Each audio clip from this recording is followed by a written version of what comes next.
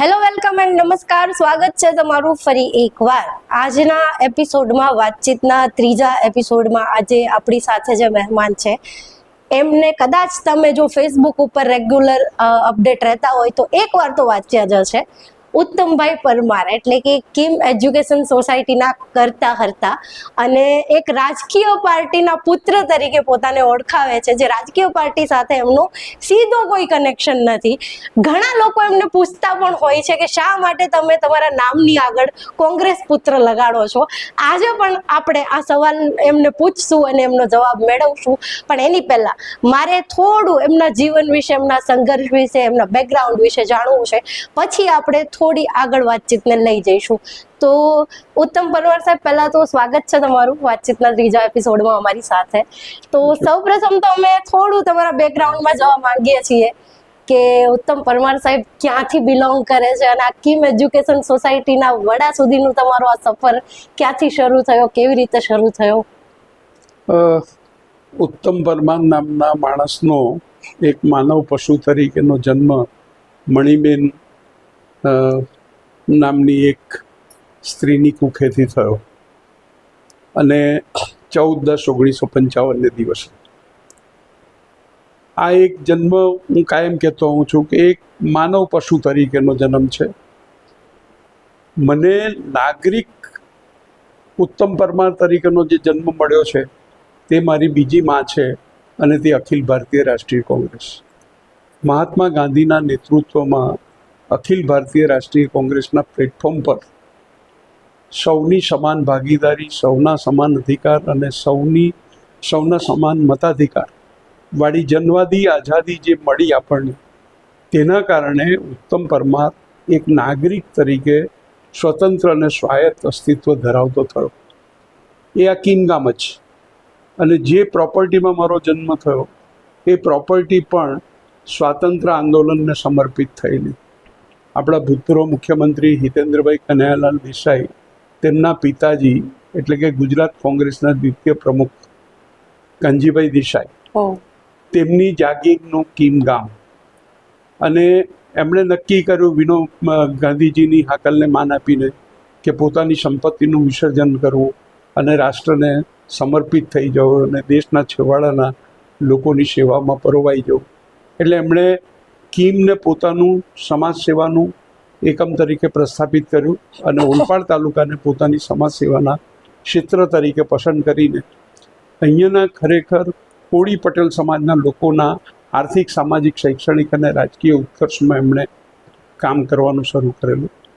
પણ કિમ એમનું સમગ્ર જાગીરનું ગામ અને એ કિમ ગામની અંદર એમણે જે પ્રોપર્ટી એમની હતી 8 ગાળાની ચાલી અને 2.5 વીઘાનું ખેતર, એ અમે માત્ર 1938-40માં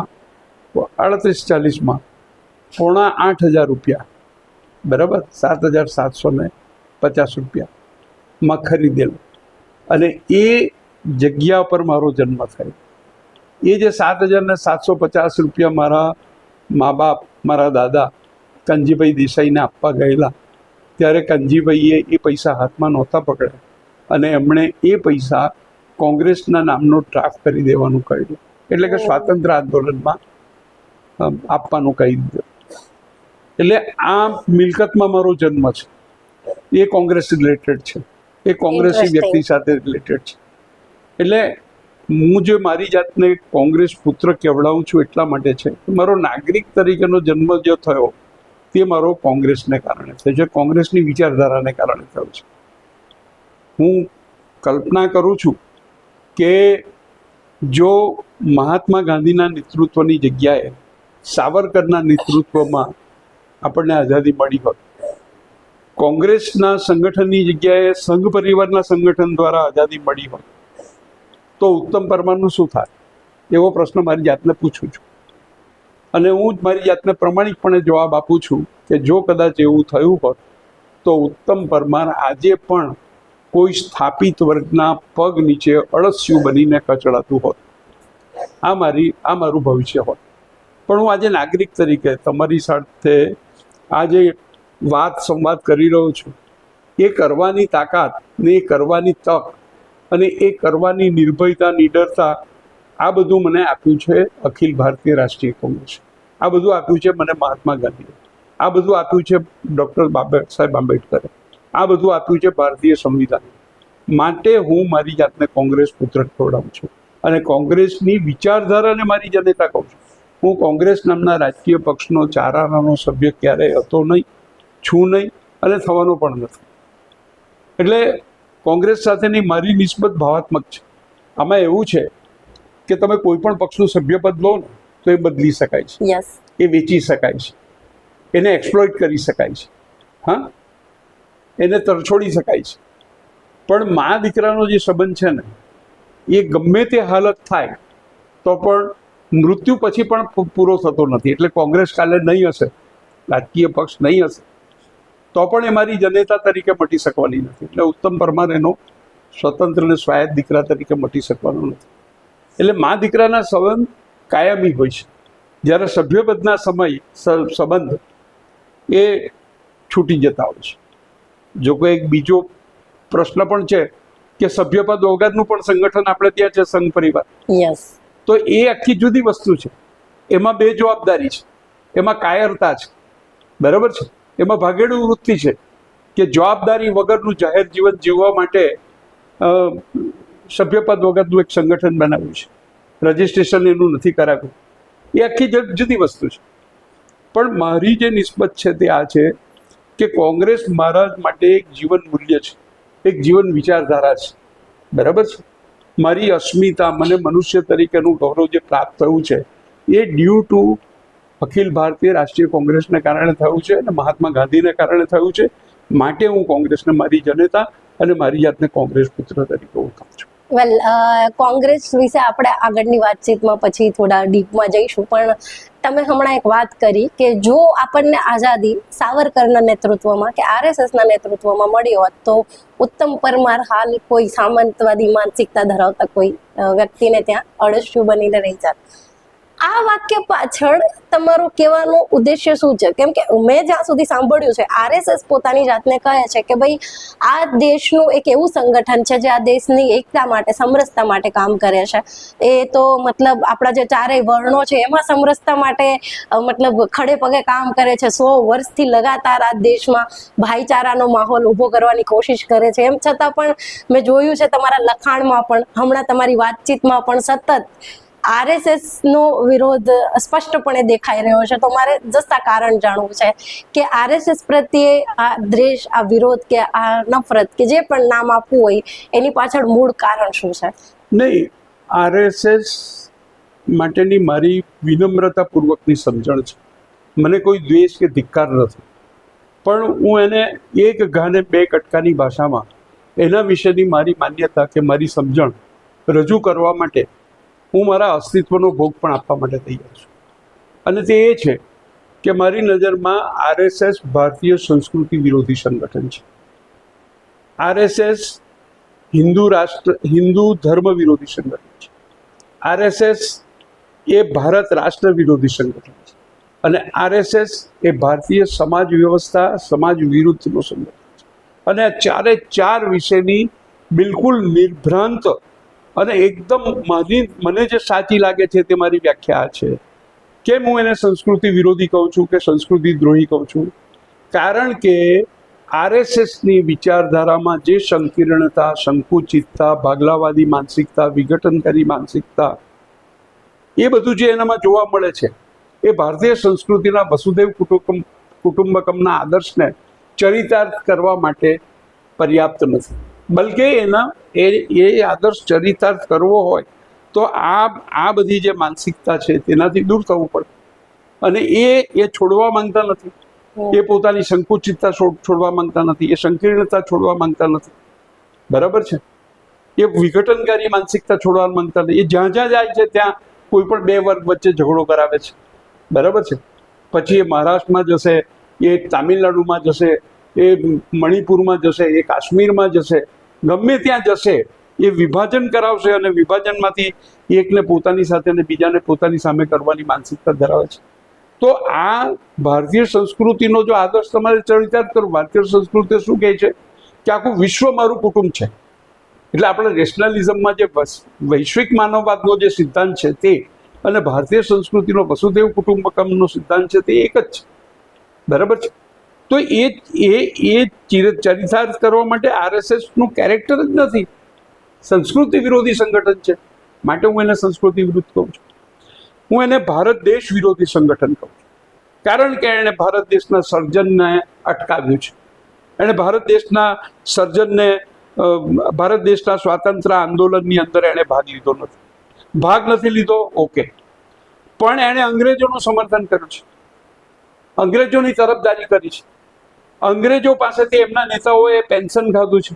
સાવરકર 60 રૂપિયાનું પેન્શન લેતા હતા, અને સાવરકરના તમે માફીનામા વાંચો, એ બધા માફીનામામાં સાવરકર કહે છે કે અમે આ જે સ્વાતંત્ર્ય આંદોલનની ચળવળ ચાલે છે તેની સાથે નથી ને અમે સરકારની સાથે, સરકાર માય બાપની સાથે અમે રહેવા તૈયાર છે.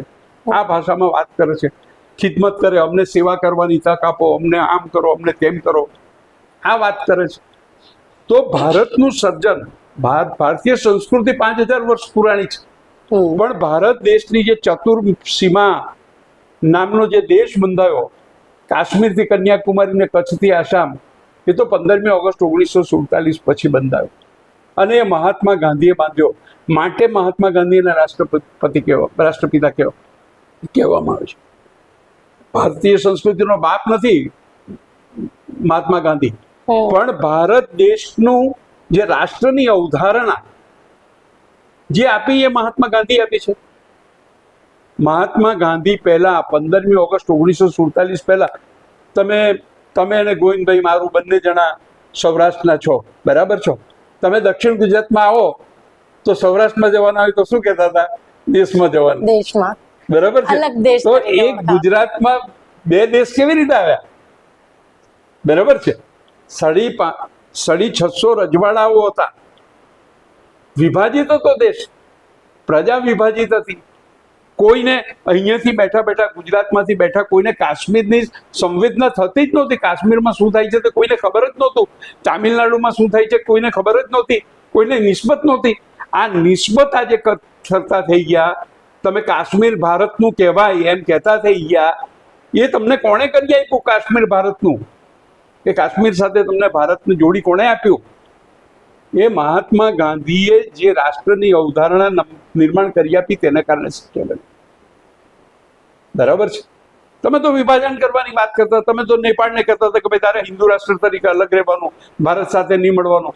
તમે કાશ્મીરના વાળાને કહેતા હતા, કાશ્મીર ભારત જોડે જોડાયું તે પહેલા સંઘ પરિવારના નેતાઓએ કાશ્મીરને કહ્યું છે કે તમે હિન્દુ રાષ્ટ્ર તરીકે અલગ રહેજો. રાજા હિન્દુ હતો એટલે. આના લેખિત પુરાવા છે? એના લેખિત પુરાવા છે મારી પાસે. અત્યારે મારી પાસે હાથ વગા નથી, પણ ઇતિહાસ છે, શોધો એટલે મળે. બરોબર. પણ હું કોઈને શોધીને આપવાનો નથી. જેને જોઈતી એ સાબિતી જાતે શોધે, વાંચે. એ લોકોની અજ્ઞાનતા દૂર કરવાનો મેં કઈ ઠેકો લીધો છે? પણ મારી સમજણ નિર્માણ કરવાનો મારે કોઈની પાસે ઠેકો નથી લેવાનો. આ બધું છે. ભારત રાષ્ટ્ર નહીં બને તેના માટેના તનતોડ પ્રયત્ન કર્યા છે, બરાબર છે. એટલા માટે એ દેશદ્રોહી છે, એ સમાજદ્રોહી છે. કેમ કે વિભાજન પાડે છે, પ્રજા વચ્ચે ધર્મના આધારિત ભાગલા પડાવે છે, ભાષા આધારિત ભાગલા પડાવે છે, પ્રાંત આધારિત ભાગલા પડાવે છે, બરાબર છે. આ ભાગલાકારી માનસિકતા એ સમાજદ્રોહી માનસિકતા છે. આદિવાસીઓની બધી જ પેટા જ્ઞાતિઓ વચ્ચે કેમ કરીને રસ્તો શોધવો? તો કે ભાઈ ચૌધરીઓને કોંગ્રેસ તરફ લગણ હોય તો આપણે વસાવાને આપણી તરફ ખેંચો, બરાબર છે. આદિવાસીઓની એકતાને પણ વિભાજિત કરવાનું એમણે કામ કર્યું છે. દલિતોની એકતાને પણ વિભાજિત કરવાનું કામ કર્યું છે. આ સમાજનું વિભાજન, એમની વચ્ચે એમને રસ્તો શોધવો છે. એટલા માટે એ સમાજદ્રોહી છે અને વ્યક્તિદ્રોહી પણ છે. અચ્છા. જેમણે પોતાનું વ્યક્તિત્વનું નિર્માણ કરવું છે, જેમણે પોતાનું ચારિત્રનું નિર્માણ કરવું છે, એને સંઘથી દૂર જવું જોઈએ. કારણ કે સંઘ વ્યક્તિનું ચારિત્રનું હનન કરે છે. આપણે કેરળનો દાખલો જોયો ને, કેરળનો દીકરો, યસ, હમણાંનો જ કેસ છે.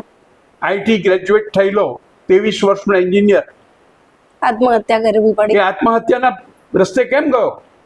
હોમોસેક્સ્યુઅલિટીનો ભોગ બન્યો છે. 4 વર્ષની ઉંમરથી એના ઉપર અત્યાચારો થયા છે. એ ખરેખર દુઃખદ બાબત છે. 4 વર્ષના બાળક સાથે. તમે સંઘ પરિવારની દુર્ગા વાહિનીની બહેનો જે દુર્ગા વાહિનીમાંથી બહાર નીકળી ગઈ છે એમને ગઈને પૂછજો કે ત્યાં કેવો ગંદવાડ છે તે.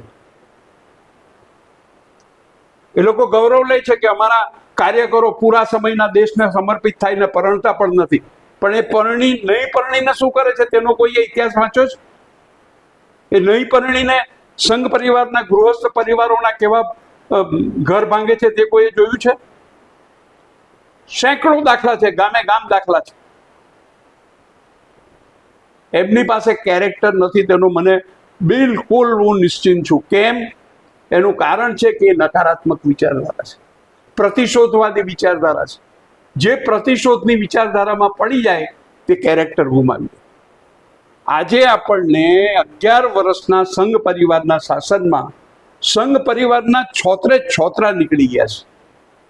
સંઘ પરિવારનું કેરેક્ટર ખલાસ થઈ ગયું છે. 89 વર્ષનો આભાસી ચરિત્ર જે નિર્માણ કરેલું હતું ને કે સંઘ એટલે આમ ને સંઘ એટલે તેમ ને સંઘ એટલે ઢીકણું ને ફલાણું, એ આપણા નરેન્દ્રભાઈ ને અમિત શાહના નેતૃત્વમાં 11 વર્ષમાં કેન્દ્રમાં શાસન મળ્યું તેમાં સંઘ પરિવારના છોતરા નીકળી ગયા છે. કેરેક્ટર રહ્યું જ નથી. આટલી હદે એ લોકોનું પતન થયું છે. સંઘ પરિવાર શું છે? આપણામાં કહેવત છે કે કોઈ પણ વ્યક્તિને કે કોઈ પણ સંગઠનને ઓળખવું હોય તો એને સંપૂર્ણ સત્તા આપી દો, એટલે એમનું સંપૂર્ણ ચરિત્ર ઉજાગર થઈ જશે. અને 11 વર્ષની સંપૂર્ણ સત્તાની અંદર એ 89 વર્ષનો જે ખ્વાબી પુલાવ બનાવેલો હતો, જે પત્તાનો મહેલ ઊભો કરેલો હતો સંઘ પરિવારના કેરેક્ટરનો, એ ભસ્મીભૂત થઈ ગયો છે.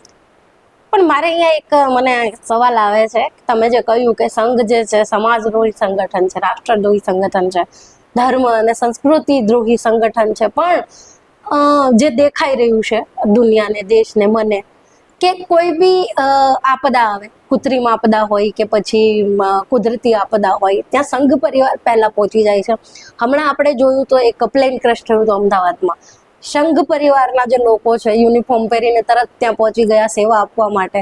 તો આને તમે કઈ રીતે જુઓ છો કે આટલી સેવાઓ કરે છે, ગમે ત્યાં પહોંચી જાય છે, ગ્રાઉન્ડ લેવલનું વર્ક કરે છે, તો જો રાષ્ટ્રદ્રોહી હોય તો રાષ્ટ્રના લોકો માટે આટલી પ્રતિબદ્ધતા કઈ રીતે આપણે આવી શકે?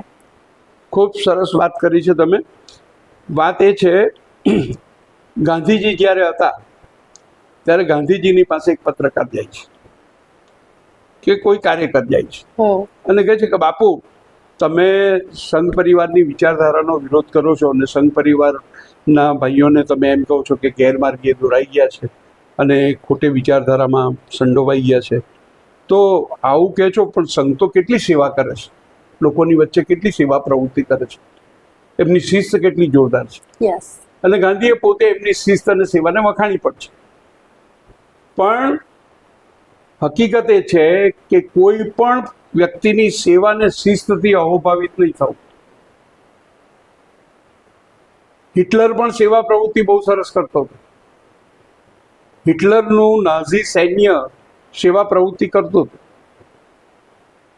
આ નાઝીની ભારતીય આવૃત્તિ છે, નાઝી સેના.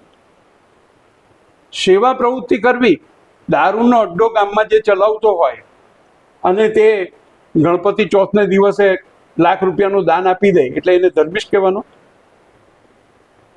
કે ખોટી ગામમાં નકારાત્મક પ્રવૃત્તિ કરતો હોય એ માણસ દાન ધર્મ કરે એને એટલે એને રિસ્પેક્ટ કરવાનું?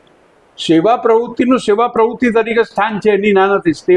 સેવા પ્રવૃત્તિ એ સ્ટેટસ કોવાદી પ્રવૃત્તિ છે, એ મરામત છે. એનાથી સમાજ બનતો નથી. સમાજ વિચારથી બને છે, મૂલ્યોથી બને છે, વિચારધારાથી બને છે. બરાબર છે? સમાજ પરિવર્તન માટે સેવા પ્રવૃત્તિ જરૂરી નથી. સેવા પ્રવૃત્તિ તો સમાજને એમને એમ જાળવી રાખવા માટેની વચગાળાની વ્યવસ્થા છે. એને એ અનિવાર્ય છે, થવી જ જોઈએ, કરવી જ જોઈએ. પણ એની આડમાં તમે દેશના ભાગલા પાડવાના ધંધા કરો, તમે દેશને તોડવાના ધંધા કરો, તમે હિન્દુ મુસ્લિમને લડાવી મારવાના ધંધા કરો, તમે જાતિઓને લડાવી મારવાના ધંધા કરો, તમે ભાષાઓ વચ્ચેના યુદ્ધો પેદા કરો, તો એનાથી સમાજ વધારે નુકસાન થાય છે. તમે સેવા પ્રવૃત્તિ લાખ રૂપિયાની કરીને કરોડો રૂપિયાની તમે ઘણ વાળી દો છો તમારી વિચારધારાને કારણે.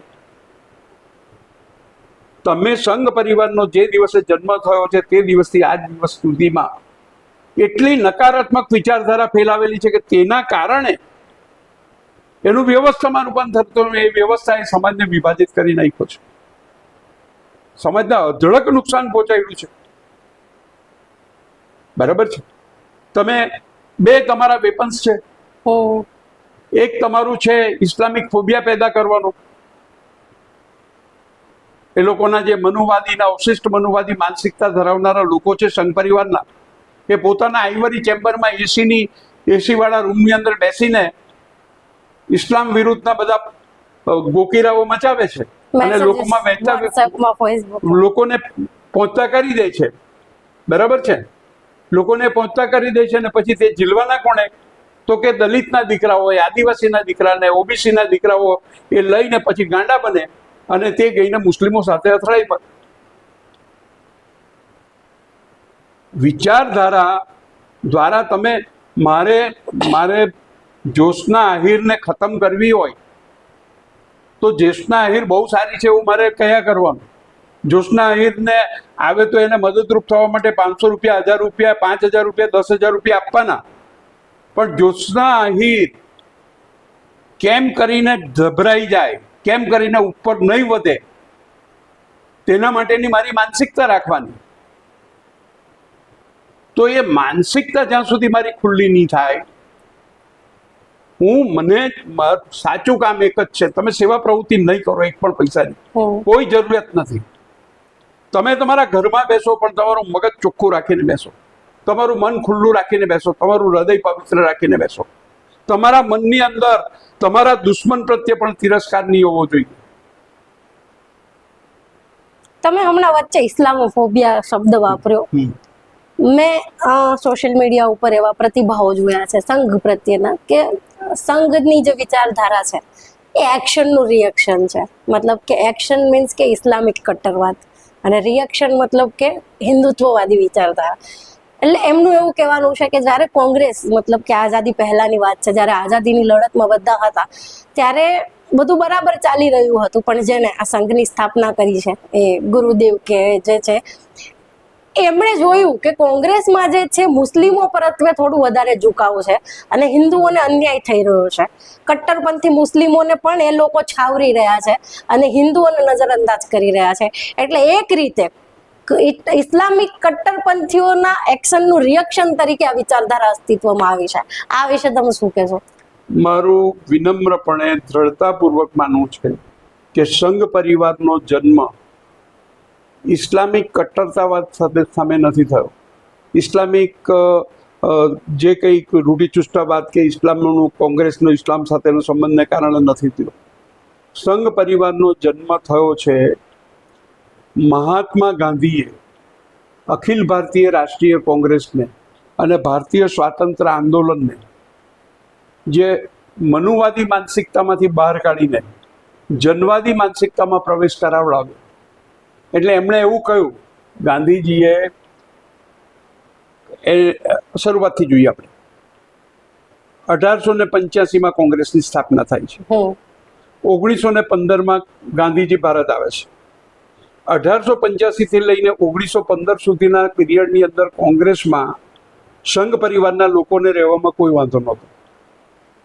એ બધા સંઘ પરિવારના લોકોને કોંગ્રેસ પચતી હતી 1915 પહેલાની. કેમ પચતી હતી? કેમ કે એની અંદર જે એલિટ કલ્ચર પોષાતું હતું. કેવી હતી 1885 થી 1915 સુધીની કોંગ્રેસ? તો કે લાયન્સ ક્લબ, રોટરી ક્લબ ને જાયન્ટ્સ ક્લબ જેવી હતી. ભદ્ર વર્ગની સંસ્થા હતી. એમાં સ્ત્રીઓનું સ્થાન નહોતું, એમાં દલિતોનું સ્થાન નહોતું, એમાં આદિવાસીઓનું સ્થાન નહોતું, એમાં ઓબીસી વર્ગોનું સ્થાન નહોતું. કોણ ભેગા થતા હતા? તો સમાજના સુખી, શ્રીમંત અને મધ્યમ વર્ગીય માનસિકતાવાળા પૈસાદાર લોકો ભેગા થતા. અને શું માંગતા હતા અંગ્રેજો પાસે? તો પોતાના આર્થિક, સામાજિક, શૈક્ષણિક હિતોને ચાલના મળે એવું વાતાવરણ માંગતા હતા. એ લોકો ભારતની આઝાદી નહોતા માંગતા, હમ બરાબર છે. તો એની અંદર હેડગેવાર સુખી હતા.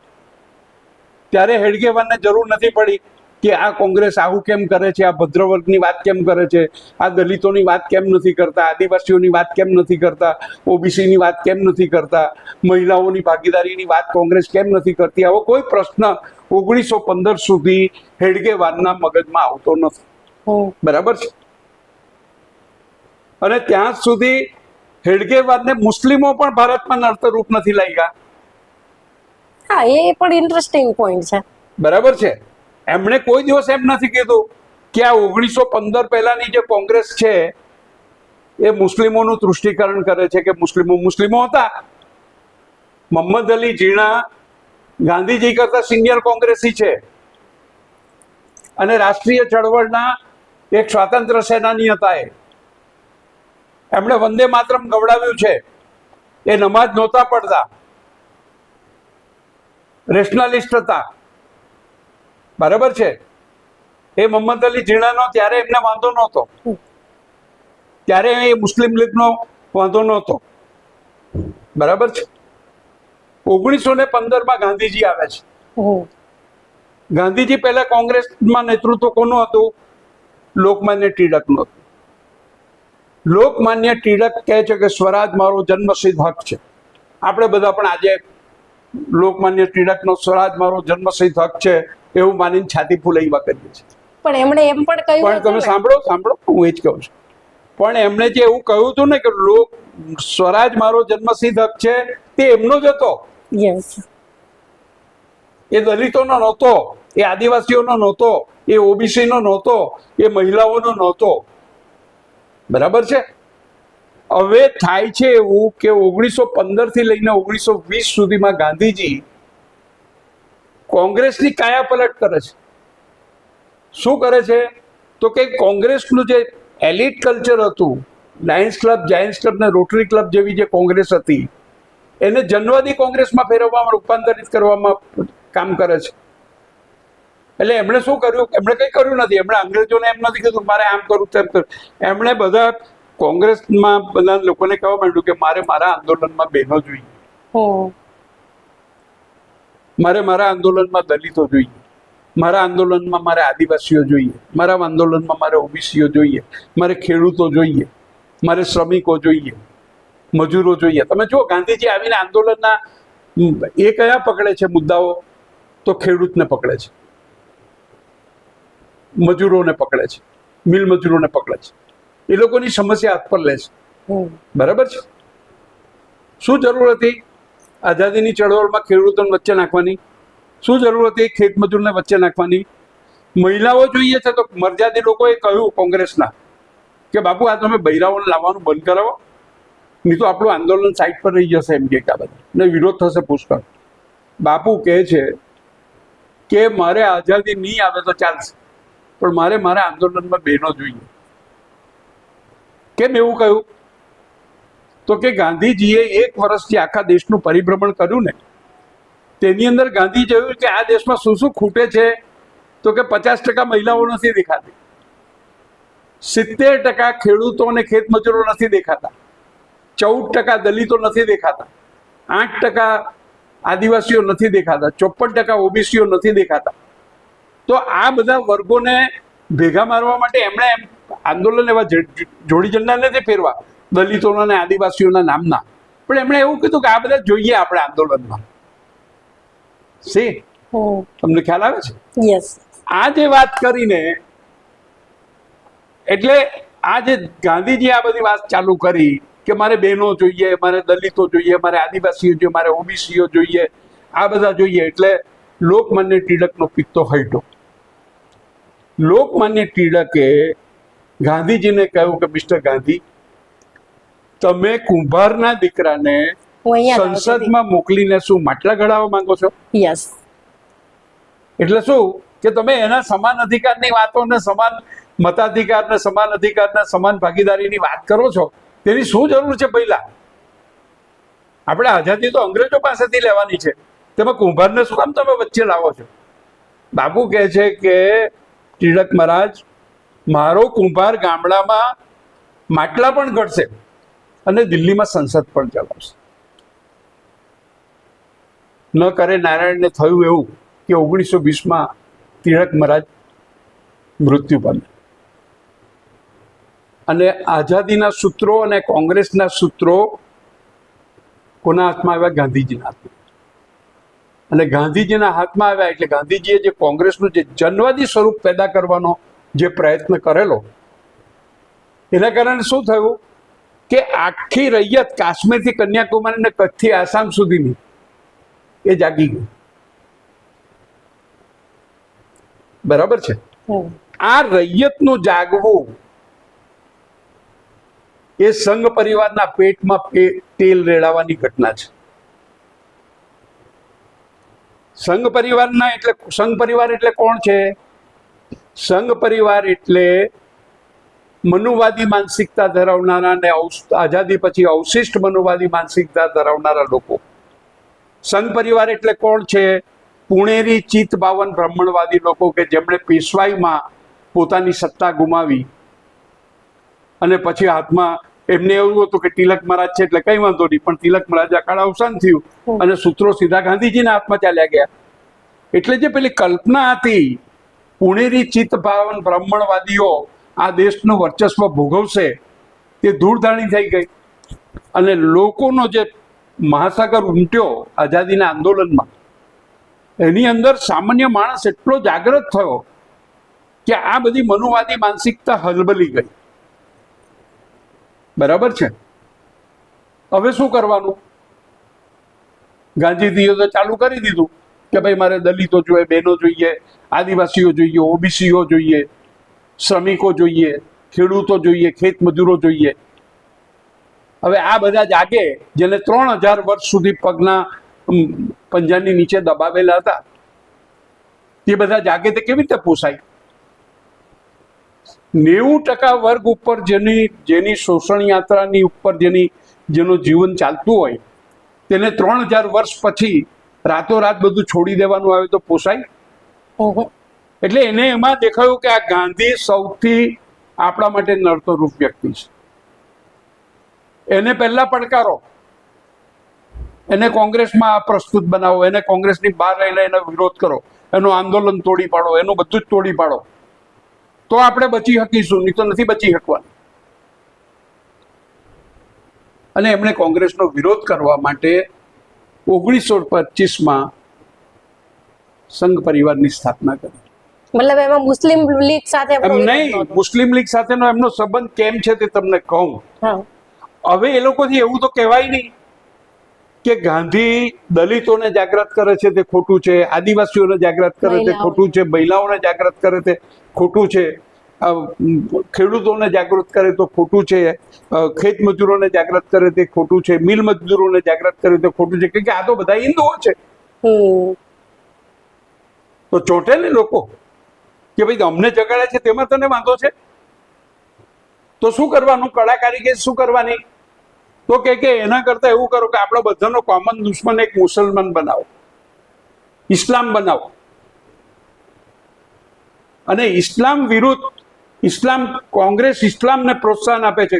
આમાં ઇસ્લામ કશું ગાંધીજીએ કોઈ પ્રોત્સાહન નથી આપ્યું. સોરી, તમને હું અહીંયા રોકીશ. એક જ મિનિટ. ગાંધીજીએ ઇસ્લામને કોઈ એવું પ્રોત્સાહન નથી આપ્યું ખોટું. ગાંધીજીએ હિન્દુ અને મુસલમાનોના પ્રેમમય સહજીવન નિર્માણ કરવાનું કામ કર્યું છે. બરાબર છે.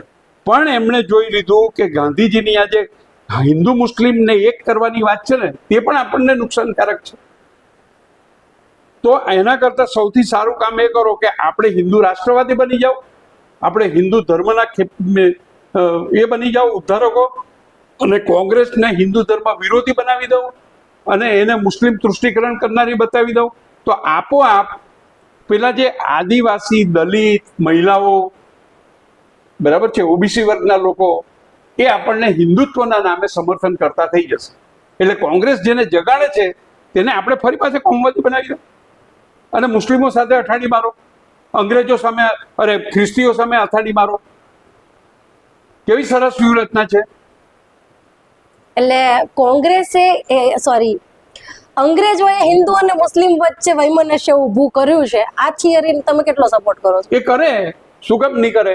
એમણે અંગ્રેજોએ શું ધંધો કર્યો છે? અંગ્રેજોએ જોઈ લીધું, ભારતીય સમાજ વ્યવસ્થાની સમાજ રચના જોઈ લીધી કે ભારતની આ ગાંધીની વાતને જો પડકારવી હોય ને તો એક બાજુ મુસ્લિમ લીગને રમકડું બનાવો ને એક બાજુ હિન્દુ મહાસભાને સંઘ પરિવારને રમકડું બનાવો. આ બેઉને એકબીજાના દુશ્મન બનાવો અને તેને ગાંધીની સામે અથાડી મારો. મુસ્લિમ લીગી પરિબળોને પણ ગાંધી સામે મૂકી આપો અને આ બ્રાહ્મણવાદી પરિબળોને પણ ગાંધીની સામે મૂકી આપો, એટલે ગાંધીનું આઝાદીનું આંદોલન નબળું પડી જાય. આ ગણતરી હતી. એટલે આમાં જે મૂળ જે વાત એવું કહેવાય છે કે અંગ્રેજોની ડિવાઈડ એન્ડ રૂલની જે પોલિસી છે, એ ડિવાઈડ એન્ડ રૂલની પોલિસી તો અક્કલવાળો માણસ છે ને, સત્તા ભોગવવા આવેલો હતો, આ દેશ પર શાસન કરવા આવેલો હતો, તે એવું તો જોઈ જ ને કે પોતે જેની સામે લડવાનું છે તેમાં દુશ્મનના દુશ્મન તે મિત્ર બનાવી દેવાય કે નહીં? તો એણે એક બાજુ હિન્દુ કટ્ટરતાવાદી અને બીજું બાજુ મુસ્લિમ કટ્ટરતાવાદી બંનેને વેપન બનાવ્યા, બંનેને વારાફરતી એના હિતો પોષી આપ્યા અને ગાંધીજીની સામે મૂકી આપ્યા. પણ ગાંધીજી ખૂબ દૂરંદેશીપૂર્વક કામ લીધું છે. ગાંધીજી છે ને, ગાંધીજીની મહાનતા શું છે ખબર તમને? ગાંધીજી વિશ્વમાં જેટલી વિચારધારાઓ છે ને એમાંથી એક પણ વિચારધારાને ફોલો કરનારો માણસ નથી. સામ્યવાદ હોય, સમાજવાદ હોય, રાઇટિસ્ટ વિચારધારા હોય, મૂડીવાળી વિચારધારા હોય, એવી જેટલી થીસીસ છે ને એ થીસીસને લઈને ચાલનારો માણસ નથી. એ શું છે? દેશની સાંપ્રત સમસ્યા શું છે, હમણાં સામેનો પ્રશ્ન શું છે, એણે જોઈ લીધું તો દક્ષિણ આફ્રિકાથી આવતાની સાથે કે આ જે અંગ્રેજોનું આ દેશમાં શાસન ટકી રહ્યું છે એમાં 3 વિભાજન દેશમાં કામ કરી રહ્યા છે. પુરુષ સ્ત્રીનું 50-50% સામસામે મુકાયેલા છે, 50% સ્ત્રીઓ ગર્ભમાં છે, જાતિઓનું બધી જાતિઓ વિભાજિત છે અને ધર્મનું. આ 3 ક્ષેત્રમાં વિભાજન ભારતમાં કામ કરે છે. આ 3 ક્ષેત્રના વિભાજનોને જો એક કરી દેવામાં આવે તો અંગ્રેજોની ભૂમિકા નષ્ટ થઈ જાય. એટલે એમણે 1920માં નાગપુરના અધિવેશનમાં કોંગ્રેસના આ 3 રિઝોલ્યુશન પાસ કર્યા. ઓકે. સ્ત્રી પુરુષની સમાનતા, લિંગભેદ, જાતિભેદ અને ધર્મભેદ, એ 3થી મુક્ત ભારતીય સમાજ જીવન રચવાનું. અને ગાંધીએ બેન કશું કર્યું નથી. ગાંધી અંગ્રેજોની સામે લડ્યો જ નથી. ગાંધીજીએ આપણને સુધાર્યા છે. આપણી જે નબળાઈઓ હતી ગુલામીને પકડી રાખવાની, એને ગાંધી હલાવી નાખી છે. ગાંધીજી કોઈ તીક્ષ્ણ અસ્મિતામાં માનતા નહોતા. ગાંધીજી જોયું જો કોઈ પણ એક પ્રકારની તીક્ષ્ણ અસ્મિતા હું પકડવા જઈશ તો બાકીની બધી તીક્ષ્ણ અસ્મિતાઓ આપણા દેશની સામે થઈ જશે. એના કરતાં સેન્ટરિસ્ટ વિચારધારા બનાવો અને બધી જ જગ્યાએ ભલે બધાને એમ લાગે કે ગાંધી અમારો નથી, ગાંધી અમારો નથી, તો તે ચાલશે.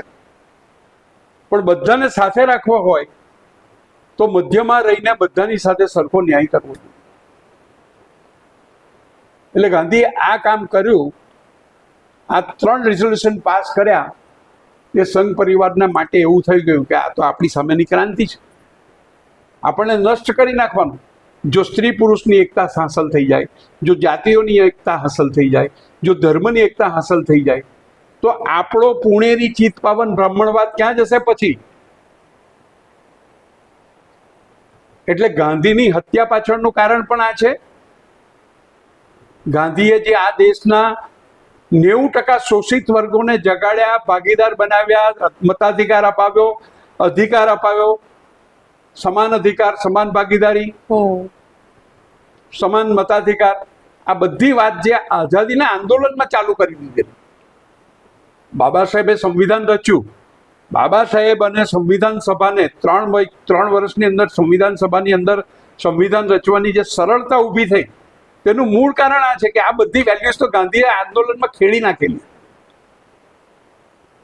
સ્ત્રીઓને ઘરની આપણે છે તે કાલે જ મેં વાંચ્યું, રાજીવ પાઠકનો વિડીયો મેં જોયો, સરદાર વિશે લખતા. તો સરદારનું પ્રવચન છે બારડોલીમાં, અને કહે છે કે હું બારડોલીના બૈરાઓને કહું છું કે જો તમારા ધણીઓ તમને ઘરમાંથી બહાર નહીં નીકળવા દેતા હોય ને તમને ખુલ્લે મોડે ફરવા નહીં દેતા હોય તો એવા ધણીઓને ફારગતી આપી દો. અરે સરદાર તો સરદાર હતા. આ વાત નહીં, પણ એ સરદાર તો સરદાર હતા, પણ આ સરદારની અંદર સરદારિયત લાવી કોણે આપી? એ મહાત્મા ગાંધી લાવ્યા. મહાત્મા સરદાર ડગલે ને પગલે એમ કે છે કે હું ગાંધીનો અનુજ છું, હું ગાંધીનો શિષ્ય છું, મારી બધી બુદ્ધિમાં ગાંધીના ચરણોમાં મૂકી દીધી છે. પણ એવું કહેવાય છે ને ગાંધીજીએ સરદાર પટેલને અન્યાય કર્યો, એ પણ એક બહુ ખોટી વાત છે, ખોટી વાત છે આ વાત. આના સંઘ પરિવારનું જે આખું નાટક છે ને 10-12 પ્રકારના જૂઠાણા ઉપર ચાલે છે, તેમાંનું આ એક જૂઠાણું છે. ગાંધીજીએ નહેરુને પોતાના રાજકીય વારસદાર તરીકે અને વિનોબાને પોતાના આધ્યાત્મિક વારસદાર તરીકે આઝાદીના આંદોલનની વચ્ચે જાહેર કરી દીધેલા હતા કે હું નહીં હોઈશ ત્યારે મારી વાત નહેરુ બોલશે, હું નહીં હોઈશ ત્યારે મારો ધર્મ વિનોબાના મોઢે બોલાશે. બરાબર છે? એટલે કોંગ્રેસમાં નોટ અ સિંગલ, કોંગ્રેસમાં નહીં, આખા દેશમાં એક પણ વ્યક્તિ એવો નથી, એક પણ છાપું એવું નથી, એક પણ મેગેઝિન એવો નથી, એક પણ વિચારક એવો નથી જેણે એમ કીધું હોય કે પંડિત નહેરુની પસંદગી ખોટી હતી. સરદારે એમ નથી કીધું કે મારે વડાપ્રધાન બનવું છે. એ પોતે એવી કોઈ સ્પર્ધામાં ઉભા જ નથી રહ્યા. એ જે વાત છે પ્રાંતિક સમિતિના મતોની, કે એક બાજુ 14 એક મત હતા ને એક બાજુ એક મત હતો, એ સાની વાત છે? આઝાદીના દિવસો દરમિયાન દર વર્ષે કોંગ્રેસ પ્રમુખ બદલાતા હતા. તો આઝાદીના દિવસો દરમિયાન આઝાદી હવે લેવાની છે, તો પ્રાંતિક સમિતિઓએ પ્રમુખ તરીકે સજેશન કર્યું સરદારનું નામ. ગાંધીજીને એવું થયું કે અત્યારે આઝાદી લેવાની છે, અંગ્રેજો સાથે નેગોશિએશન કરવાનું છે અને દુનિયાની અંદર દુનિયાની વિદેશ નીતિ સાથે મેળ પાડીને ભારતની આઝાદી મેળવવાની છે, ભારતના બહુજન લોકોનું સમર્થન મેળવવાનું છે, બધા ધર્મોનું, બધા જાતિનું, બધા વર્ગોનું સમર્થન મેળવવાનું છે. સાહેબ, આપણે ગુજરાતી છીએ, આપણને સરદાર પ્રત્યે હાઈલી રિસ્પેક્ટ છે, એમને માન આપીએ, પણ એક વસ્તુ તમે સ્વીકારી રાખજો કે મહાત્મા ગાંધી પછી બીજી કોઈ વ્યક્તિ હોય કે જેનું ભારતવ્યાપી સમર્થન હોય તો તે પંડિત નહેરુ. એ થોડા સંઘના ક્રિમિનલ કોમવાદી લોકોને બાદ કરતા અને તેમના અંધભક્તોને બાદ કરતા બધાને ખબર છે કે નહેરુએ આપણા દેશને આંતરરાષ્ટ્રીય રાજકારણના ટોચ પર મૂકી આપ્યું છે. અને તે વખતે નહેરુનું કોંગ્રેસ પ્રમુખ તરીકે રહેવું જરૂરી હતું, માટે નહેરુને ગાંધીજીએ આગ્રહ રાખ્યો હતો, નહીં કે વડાપ્રધાનની પસંદગીમાંથી બાદ બાકીને સરવાળો કરવા માટે કરેલું. આ તો ખોટી વાર્તા છે. સંઘનો ઇતિહાસ એટલે જૂઠાણાનો ઇતિહાસ ભાઈ, કેમ કે એની પાસે પોતાનો ઇતિહાસ જ નથી. એ તો પ્રતિશોધની આગમાં બળતું સંગઠન છે.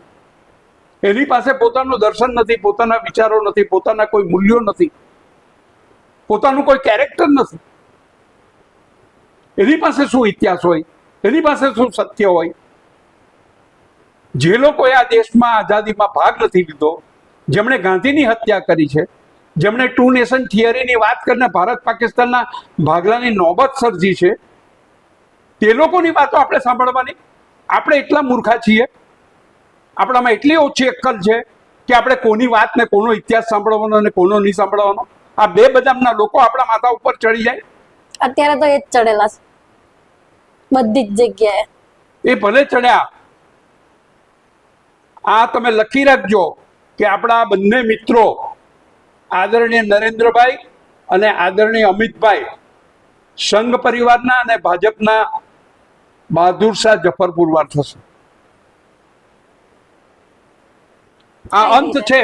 કઈ રીતે આ અંત છે સંઘ પરિવારનો? સંઘ પરિવારના હવે બધા પદળો ખુલવા માંડ્યા છે. સંઘ પરિવારનું કેરેક્ટર ખુલ્લું થવા માંડ્યું છે. આમાં એવું છે કે અનિષ્ટ જ્યારે નષ્ટ થવાનું હોય ને ત્યારે ભડકા સાથે બળતું હોય છે. આ 11 વર્ષનું શાસન છે એ સંઘ પરિવારનો ભડકો છે. એ એનું તેજ નથી, એ એનો પ્રકાશ નથી, એ એની દિવ્યતા નથી. આ ભડકો છે. અને એમાંથી દેશમાં ચારે બાજુ બધું હેરાન થયા છે બધા. અરે એના ભક્તો પણ અંદરથી જાણે છે કે આ ખોટા લોકો રાજ કરી રહ્યા છે. એમને રાજ કરતા જ નથી આવડતું. વહીવટ કરવો એ એમનો વિષય જ નથી. તમે હમણાં કહ્યું કે એનો અંત તરફ છે. આ વાક્ય થોડું મને એવું લાગે છે ઉટોપિયા. શા માટે એ બી જણાવું છું. અત્યારે તમે જુઓ તો કોઈ બી સરકારી સંસ્થા હોય એના ટોચના જે પણ હોદ્દા હોય એની ઉપર જે સંઘ પરિવારમાંથી આવે છે એ જ લોકો બિરાજમાન થઈ ગયા છે. ઇનફેક્ટ પહેલા એવો નિયમ હતો કે સરકારી કર્મચારી છે એ સંઘમાં ના જઈ શકે. એ બી નિયમ તૂટી ગયો. મતલબ સમજો તમે કોઈ એવી જગ્યા બાકી નથી જ્યાં કોઈ સંઘી ના હોય. તો બધી જ જગ્યા ઉપર જેનો કબજો છે એ અંત તરફ છે. આ કઈ રીતે તમે કહી શકો? આમાં એવું છે, અસત્ય હોય ને તેણે પોતાનું નેટવર્ક બિછાવવું પડે. અસત્ય હોય ને તેણે બધા જ પ્રપંચો કરવા પડે. અસત્ય હોય ને તેણે પોતાના માણસો બધે ઘુસાડી દેવા પડે. અસત્ય હોય ને તેણે ખોટી રીતે સત્તા મેળવવી પડે, ખોટી રીતે સાચવી રાખવી પડે અને ખોટી રીતે ભોગવવી પડે. આ અસત્યનું લક્ષણ છે. સત્ય ક્યારેય એવી રીતે કોન્શિયસ નથી હોતું. સત્ય નિરાંત હોય છે. એને એવું છે કે મારો સમય આવશે ત્યારે હું સાચો જ પૂરવા થઈશ. રાહુલ ગાંધીને દિગ્વિજયસિંહે એમ કહ્યું કે રાહુલજી, લોકો એમ કે છે કે કોંગ્રેસને આપણે આરએસએસ જેવી કેડર બેઝ પાર્ટી બનાવવાની છે અને કેડર બેઝ આપણે બનાવવું જોઈએ આપણું સંગઠન, અને ગામડે ગામડે આપણા પેજ પ્રમુખો ઊભા કરવા જોઈએ. આવી લોકોની માંગણી છે. રાહુલ ગાંધીએ કીધું કે દિગ્વિજયસિંહ, તમારી આ વાત સાથે હું સંમત નથી. શા માટે? કોંગ્રેસનું આ કલ્ચર નથી. નેટવર્ક ફેલાવી દેવું, પેજ પ્રમુખો ફેલાવી દેવા, ગામડે ગામડે બધાને ગેરમાર્ગે દોરવા માટેના ષડયંત્રો રચવા, જૂઠાણાઓએ પ્રચાર કરવું પડે, જૂઠાણાઓએ ગોદી મીડિયા ને મોટી મીડિયાઓ પેદા કરવા પડે. સત્યએ કોઈ દિવસ એવી રીતે પોતાના મીડિયા નથી ઉભા કરવા પડતા. સત્ય તો એની રીતે પ્રકાશે છે અને સત્ય કોઈનું ઓછિયાળું નથી. સત્ય સત્ય હોય છે. એના સમય આવે ને ત્યારે જખ મારીને લોકોએ સ્વીકાર કરવો પડે છે અને કહેવું પડે છે કે આ પેલા સલાઓ બદમાશ ગામે ગામ ઘૂસી ગયેલા હોય ત્યારે દાટ વાળ્યું છે આવું કહેશે. પકડીને લોકો હેરાન કરશે. આ લખી રાખજો તમે. એ ટોચની નેતાગીરી સંસદ સભ્યને, ધારાસભ્યોને તો લોકો પકડશે જ, પણ પેજ પ્રમુખ સુધીના લોકોને લોકો જવાબ માંગશે કે તમે શું ધંધા કર્યા 11 વર્ષની. એટલે આમાં છે ને, જો તમને કહું, બીજો દાખલો આપું. સેવાદળની સ્થાપના થઈ અને સંઘ પરિવારની સ્થાપના થઈ, બંને એક સાથે 1925માં. બરાબર છે. સેવાદળ લુલું દેખાય છે. 500 કાર્યકર્તા નહીં હોય. નહીં, કાર્યકર હશે પણ એનું કઈ એ નથી લાગતું. લચીલું બધું આમ ઢીલું ઢાલું દેખાય છે. અને સંઘ પરિવાર તમને બહુ શિસ્તબદ્ધ દેખાય છે. પેલા લાકડીઓ ફેરવતા તમે જો છો, બહુ જ આવે છે. પણ એ હું તો જે દિવસે હું મારી 14-15 વર્ષની ઉંમરે જે દ્રશ્ય જોયેલું તે જ અત્યારે પણ જોઉં છું.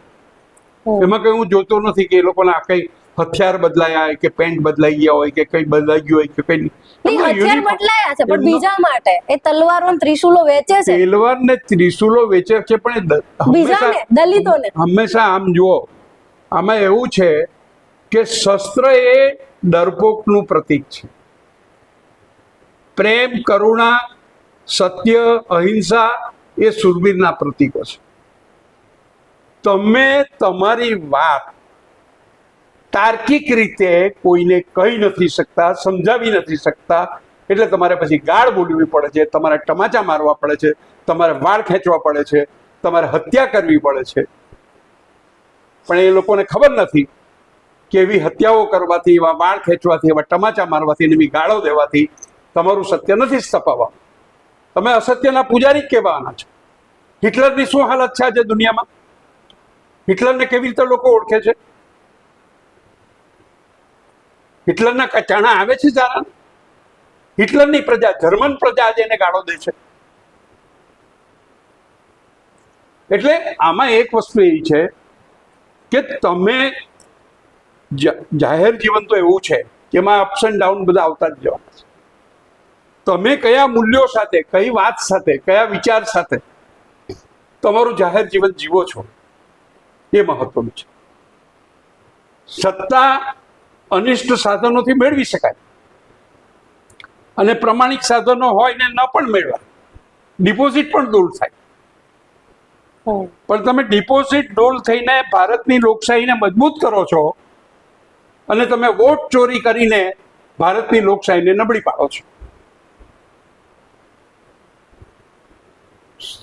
રાજકારણનો આપણે અર્થ ખોટો કરી નાખ્યો છે. પોલિટિક્સ એટલે શું? પોલિટિક્સ એટલે ટુ પોલિટાઇઝ સોસાયટી. મારી આજુબાજુ રહેનારી પ્રત્યેક વ્યક્તિ મારા સ્પર્શમાં જેટલી આવતી હોય, મારી દ્રષ્ટિમાં જેટલી આવતી હોય, એનું આર્થિક, સામાજિક, શૈક્ષણિક અને રાજકીય સશક્તિકરણ કરવું, ધેટ ઇઝ પોલિટિક્સ. બરાબર? પોલિટિક્સ એ કોઈ રાજકીય પક્ષના બાપાનો ધંધો નથી.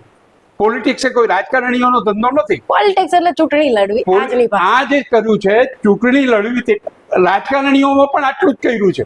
આ બધી કોંગ્રેસ નબળી પડી ને તેનું કારણ શું? ચૂંટણી લડવા પૂરતા કોંગ્રેસ. હા, મને હું જે દિવસથી સમજણો થયો છું, જે દિવસથી મનામાં પોલિટિકલ સેન્સ, મારું સદનસીબ કે મારી 14-15 વર્ષની ઉંમરથી મારામાં પોલિટિકલ સેન્સ આવી ગઈ છે, છઠ્ઠી ઇન્દ્રિય ખુલી ગઈ છે. હું તે દિવસથી બૂથ ઉપર છું, રહેતો આવ્યો છું, જોતો આવ્યો છું. અત્યારે એક્ટિવ નથી પણ હું જોતો હોઉં છું. પોલિટિક્સની અંદર તમે ચૂંટણી લડો એ તો એક બહુ નાનામાં નાની વસ્તુ છે. પોલિટિક્સ શા માટે છે? રાજ્ય સંસ્થા શા માટે છે? રાજનીતિ શા માટે છે? રાજનીતિજ્ઞ કોને કહેવાય? રાજપુરુષ કોને કહેવાય? ધર્મ કરતા ચડિયાતો શબ્દ છે પોલિટિક્સ. ધર્મ તો ભ્રમણામાં નાખે છે. પોલિટિક્સ માણસનું અને સમાજનું એમ્પાવરમેન્ટ કરે છે. એમ્પાવરમેન્ટ કરે એ પોલિટિક્સ. અને ભાખરી દાન કરે, રોટલી દાન કરે, સેવા કરે એ પોલિટિક્સ નથી. સેવા કરીને પણ તમે દેશને નબળો પાડી શકો. હિન્દુસ્તાનમાં કેટલા સેવાના ભંડારાઓ ચાલે છે. કેમ આટલો બધો ગરીબ દેશ છે? આટલી બધી સેવાઓ થાય છે છતાં કેમ દેશ? કેમ કે પોલિટિક્સ નથી. અને પોલિટિક્સ દરેક વ્યક્તિનો અધિકાર છે. પોલિટિક્સ એ કોઈ રાજકારણીઓનો કે કોઈ રાજકીય પક્ષોનો અધિકાર નથી. દરેક વ્યક્તિએ પોલિટિશિયન બનવાનું છે. અને હું જે દિવસે સાચો પોલિટિશિયન બનું ને બેન, તે દિવસે ઉત્તમ પરમારના કોઈ આર્થિક, સામાજિક, શૈક્ષણિક અને રાજકીય દુઃખો રહેતા જ નથી. કેમ કે હું બીજાના સુખમાં ભાગીદાર થઈ જાઉં પછી મારા દુઃખનું કેટલું જોર. સમજાયું? એ વ્યાખ્યા તમારી એક ખૂબ સરસ અને અનોખી છે. પોલિટિક્સ એટલે એમ્પાવર. ના, આ બધી પીડામાંથી ઊભી થયેલી છે. મને આવી વિચાર મને જ આવ્યો છે. મેં પછી આપણા મૂર્ધન્ય પ્રકાશભાઈને પૂછ્યું કે પ્રકાશભાઈ, મેં પોલિટિક્સની આ વ્યાખ્યા હું કરું છું, સાચી છે? તો કે હા, આ જ સાચી છે. હમણાં મારા જન્મદિવસ વખતે મેં પોસ્ટ લખી ને, તો તેમાં લખ્યું કે પોલિટિક્સની તમારી સાચી વ્યાખ્યાને મારી શુભેચ્છા. વાહ. પણ અત્યારે હકીકતમાં જોવા જઈએ ને તો પોલિટિક્સ શબ્દ જ સૌથી વધારે પોલ્યુટેડ છે. પણ એ તો હવે પોલ્યુટેડ તો બધું કરે, તેને આપણે શું કરવાના? આપણે દરેક શબ્દના સાચા અર્થ અને સાચી વિભાવના, એનો સાચું હાર્દ એ સમાજમાં પ્રસ્થાપિત કરવા માટે કામ કરવાનું છે. એક્સપ્લોઇટેશન તો થશે ને થશે. માણસ આવે એટલે એક્સપ્લોઇટેશન આવે. બિલકુલ. કઈ વસ્તુ, કયું ક્ષેત્ર એવું છે કે જેમાં એક્સપ્લોઇટેશન નથી? તમે કોઈ પણ ક્ષેત્ર લઈ. હું કહું કે ધર્મમાં જેટલું એક્સપ્લોઇટેશન છે એટલું રાજકારણમાં પણ નથી. બિલકુલ. સૌથી વધારે હું રાજકીય પક્ષોમાં, ઇવન તો હું આટલો RSS ની વિચારધારાનો વિરોધી છું ને, પણ હું તમને છાતી ઠોકીને કહું છું કે ભાજપ અને RSS ની અંદર પણ સંત પ્રકૃતિના માણસો આજે પણ છે. ઘણા બધા છે. બરાબર છે? એમની દિશા ખોટી છે, એમની વિચારધારા ખોટી છે, એમને ગેરમાર્ગે દોરવામાં આવ્યા છે. That is another thing. પણ એમની નિયત, એમની નિસ્બત, એમનું સમર્પણ એ 100% છે. એટલે વાત આ છે કે આપણે આ બધું થાય છે ને, આ બધું જે ઘોટાળા થાય છે ને, આ બધી ભયંકર પરિસ્થિતિ નિર્માણ થઈ છે ને, દાવાનળ સર્ગ્યો છે, એ આપણને નવું નવનીત આપશે, એ આપણને નવું દર્શન આપશે. આમાંથી જ આપણે બધું શીખવાનું. તમે એવું માનો છો કે છેક બધું રસાદાર ગયું છે? અનેક નાના નાના લોકો કામ કરતા થઈ ગયા છે. આપણે બીજાની વાત નહીં કરીએ, તમારી વાત કરીએ. આ જ સમયમાં પેદા થયા ને. હા, યસ. અને આ ગુજરાતના બધા શમશેર બહાદુરો મોઢામાં મગ ઓળીને બેઠા છે ત્યારે બોલે છે ને, જ્યોત્સના હેર. હા, કાંથી આવ્યું બળ, કાંથી આવ્યું તેજ? અહીંયા ગાંધી પ્રકાશે છે. એટલે આમાં ગભરાવાની જરૂર નથી. આ પીરિયડમાંથી આપણે બહાર નીકળવાના છે. હું બધાને કહું છું, હું આશાવાદી છું. આજ તમે ભાજપને પરાસ્ત નહીં કરી શકતે જો અટલ બિહારી વાજપેયીની પરંપરા ન આવતી તો. પણ આ બેની જે પસંદગી થઈ ને, એ ભાજપને અને આરએસએસને ખતમ કરવા માટેનું એ લોકોએ જાતે આત્મહત્યા વરી લીધેલી છે. આજે ને કાલે એ થઈને રહેવાનું છે. કેમ કે ખોટું કેટલું પાપના ઘડા, આપણે ત્યાં એવું કહેતા હતા ને કે પાપના ઘડા ભરાય છે. સંઘ પરિવારે પાપના કન્ટેનર ભર્યા છે. ઉભરાઈ ગયા છે. હા, એટલે રાહુલ ગાંધીના હાઇડ્રોજન બમની જેમ ફાટવાના છે. બિલકુલ. એક થોડો ઇન્ટરેસ્ટિંગ ટોપિક ઉપર તમારો મંતવ્ય જાણવું છે મારે. કે એવું કે તમે તમારી જ વાતચીતમાં તમે 2 થી 4 વખત એક શબ્દનો ઉપયોગ કર્યો, ચિત્ત પાવન બ્રાહ્મણ, પુણેરી ચિત્ત પાવન બ્રાહ્મણવાદ. હવે એક ઇન્ટરેસ્ટિંગ ફેક્ટ જુઓ, નહેરુ પણ બ્રાહ્મણ જ હતા, કાશ્મીરી પંડિત હતા.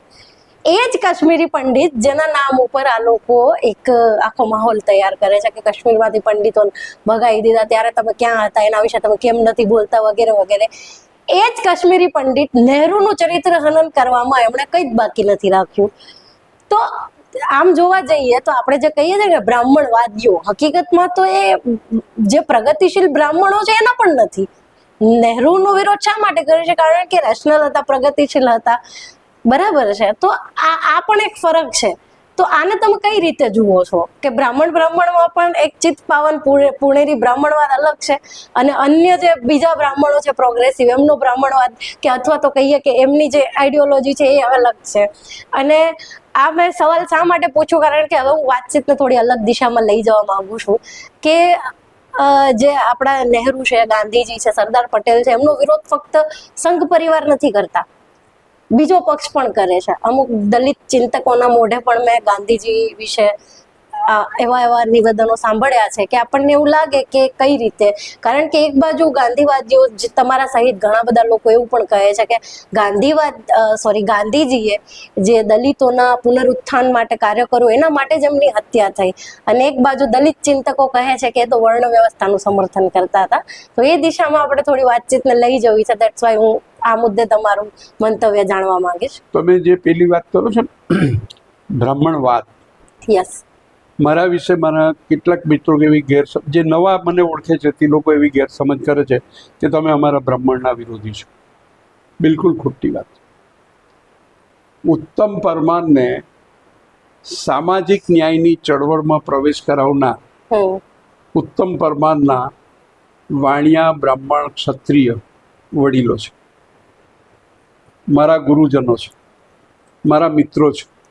કે હું તો મધ્યમ વર્ગીય માનસિકતામાં પ્રવેશી ગયેલો અને ડોળો સ્થાપિત બનીને અનામતનો પણ વિરોધ કરતો હતો અને બધું આ ખોટું છે ને આવું કંઈ છે નહીં ને હવે પહેલાં જેવું રહ્યું નથી ને દલિતો બધી જગ્યાએ સરસ અધિકારો ભોગવતા થઈ ગયા છે ને આ બધી ખોટી વાતો છે, આવું કહેતો હું પણ થઈ ગયેલો, લખેલું પણ છે બેવું.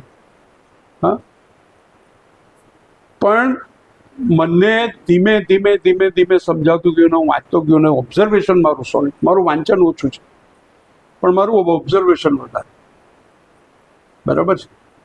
મારે જ્યોત્સના આહિરને ઓળખવી હોય તો જ્યોત્સના આહિર જે લખે ને તેને કંઈ મેં વાંચેલું નહીં હોય, પણ જ્યોત્સના આહિરને હું 2 વખત જોઉં ને એટલે 2 વખત 5-10 મિનિટ કે 15 મિનિટ વાત કરું તેમાંથી મને ગમતી જ્યોત્સના આહિર મને મળી જાય.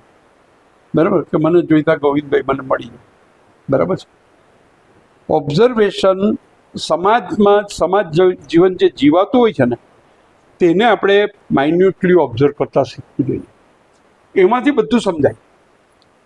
મનુસ્મૃતિ અસ્તિત્વ ધરાવે છે કે નથી ધરાવતી, મેં મનુસ્મૃતિ વાંચી જ નથી, પણ મને મનુસ્મૃતિ શું છે તે ખબર છે કે મેં જીવતા લોકોમાં મનુસ્મૃતિ જોઈ છે. મનુસ્મૃતિના વિક્ટમાઇઝ થયેલા લોકોને પણ જોયા છે અને મનુસ્મૃતિનો આચાર કરતા લોકોને પણ જોયા છે. બરાબર છે. બ્રાહ્મણ વ્યક્તિ સામે મને એટલો જ પ્રેમ છે જેટલો દલિત વ્યક્તિ સાથે મને પ્રેમ છે, જેટલો ઓબીસીની સાથે પ્રેમ છે, જેટલી મહિલાઓ પ્રત્યે પ્રેમ છે અને જેટલા આદિવાસીઓ પ્રત્યે પ્રેમ છે. વ્યક્તિ સાથે મને કોઈ પ્રોબ્લેમ નથી. વ્યક્તિ ગમે તે હોઈ શકે અને વ્યક્તિએ ક્યાં જન્મ લેવો એ જાતે નક્કી નથી કરતો. એટલે કોઈને પણ કોઈ બ્રાહ્મણ છે એટલે આપણે ગાળ દેવાનો પરવાનો મળતો નથી. એટલે હું માયાવતી પોલિટિક્સથી દૂર છું. બરાબર છે. હું બ્રાહ્મણનો દોષ નથી કાઢતો, વણિકનો દોષ નથી કાઢતો, આપણે ક્ષત્રિયનો દોષ નથી કાઢતો, બલકે એ લોકો બધાએ પણ આ વર્ણ વ્યવસ્થાને કારણે દલિતોએ કેટલું વેઠ્યું છે અને આદિવાસીઓએ કેટલું વેઠ્યું છે, હું એ પણ બતાવવા તૈયાર છું કે એ લોકોએ કેટલું વેઠ્યું છે. બ્રાહ્મણોને પણ કેટલું નુકસાન થયું છે. બ્રાહ્મણોને શું નુકસાન થયું? અત્યારે કહું, બ્રાહ્મણોને પણ એટલું નુકસાન થયું છે. વર્ણ વ્યવસ્થા વિચારધારા જ ખોટી છે. એ કર્મની દ્રષ્ટિએ પણ ખોટી છે અને જાતિની દ્રષ્ટિએ પણ ખોટી છે. અહીંયા તમારે કોન્ટ્રાડિક્શન થશે, કારણ કે ગાંધીજી ખુદ વર્ણ વ્યવસ્થાના સમર્થક હતા. એ વાત મને ખબર છે. મારા ઘણા બધા ગોડફાધર વર્ણ વ્યવસ્થાના સમર્થક હતા. ઓકે, પણ એનો પછી આપણે વાત કરીએ. વાત એ છે કે બ્રાહ્મણ વાત ખરાબ છે, તેવી જ રીતે વણિક વાત ખરાબ છે, ક્ષત્રિય વાત ખરાબ છે, બરાબર, સામંત વાત ખરાબ છે, પૂંજી વાત ખરાબ છે, પટેલ વાત ચાલે છે ગુજરાતમાં. હા, એ તો ગઈકાલના શોષિતો વંચિતો હતા. યસ, ગઈકાલના શ્રમિકો હતા, ખેત મજૂરો હતા, પીડિતો હતા. આજે એ ડોળા સ્થાપિતો થઈ ગયા છે અને ડોળા આ મનુસ્મૃતિના સમર્થક થઈ ગયા છે. બરાબર છે. તેવી જ રીતે દલિતોમાંથી જે લોકો મધ્યમ વર્ગીય માનસિકતામાં પ્રવેશ કરે છે કે સ્થાપિત હિતો અંકે કરે છે, શિક્ષણના, સંપત્તિના કે સત્તાના, તો એમાં પણ બ્રાહ્મણવાદ આવે છે. દલિત કોમ્યુનિટીમાંથી કેટલા ગોવિંદભાઈ મારું કે જે સુખી થયા પછી, આર્થિક રીતે સંપન્ન થયા પછી પણ પ્રોગ્રેસિવ વિચારધારાને, સામાજિક ન્યાયને વળગી રહી છે, કેટલા જણા છે. અમારો જે સમાજ છે, ઓબીસી સમાજના હું પણ એક પ્રતિનિધિ છું, તો મારા સમાજમાંથી પણ અમારા ઘરની અંદર બધા પૂરા નથી. તેના પણ પ્રોબ્લેમ છે. વાત ક્યાં છે? બ્રાહ્મણ વાત ખરાબ છે, બ્રાહ્મણ નહીં. એટલે હમણાં આપણો વિરોધ હંમેશા વિચારધારા સામે. હું તમને શરૂઆત કરવાનો તો જુદા મુદ્દાથી કે જો મારે પહેલી એક સ્પષ્ટતા કરવી છે કે હું સંઘ પરિવારની વિચારધારાનો વિરોધી છું. બરાબર, મેં એને 4 તબક્કામાં વહેંચીને કે 4 રીતે હું એને કહું છું કે એ ખરાબ છે. છતાં પણ હું સંઘ પરિવારના મિત્રો સાથે મારા ગામમાં પ્રેમપૂર્વક રહું છું, પ્રેમપૂર્વક સહજીવન જીવું. મારી બંને સંસ્થામાં મેજોરિટી સંઘ પરિવારના લોકો છે, ભાજપના લોકો છે. તેની સાથે મારે કોઈ પ્રોબ્લેમ નથી. અયોધ્યાના આંદોલન વખતે એ લોકોના છોકરાઓએ ભણવાનું બગાડ્યું, તો એ છોકરાઓને ફરી પાછા મેં કોલેજ સુધી ભણાવીને તૈયાર કરીને મૂક્યા છે. કોઈ પણ વ્યક્તિના આર્થિક, સામાજિક, શૈક્ષણિક અને રાજકીય હિતોને નુકસાન પહોંચાડવા એ સૌથી મોટો ક્રાઇમ છે.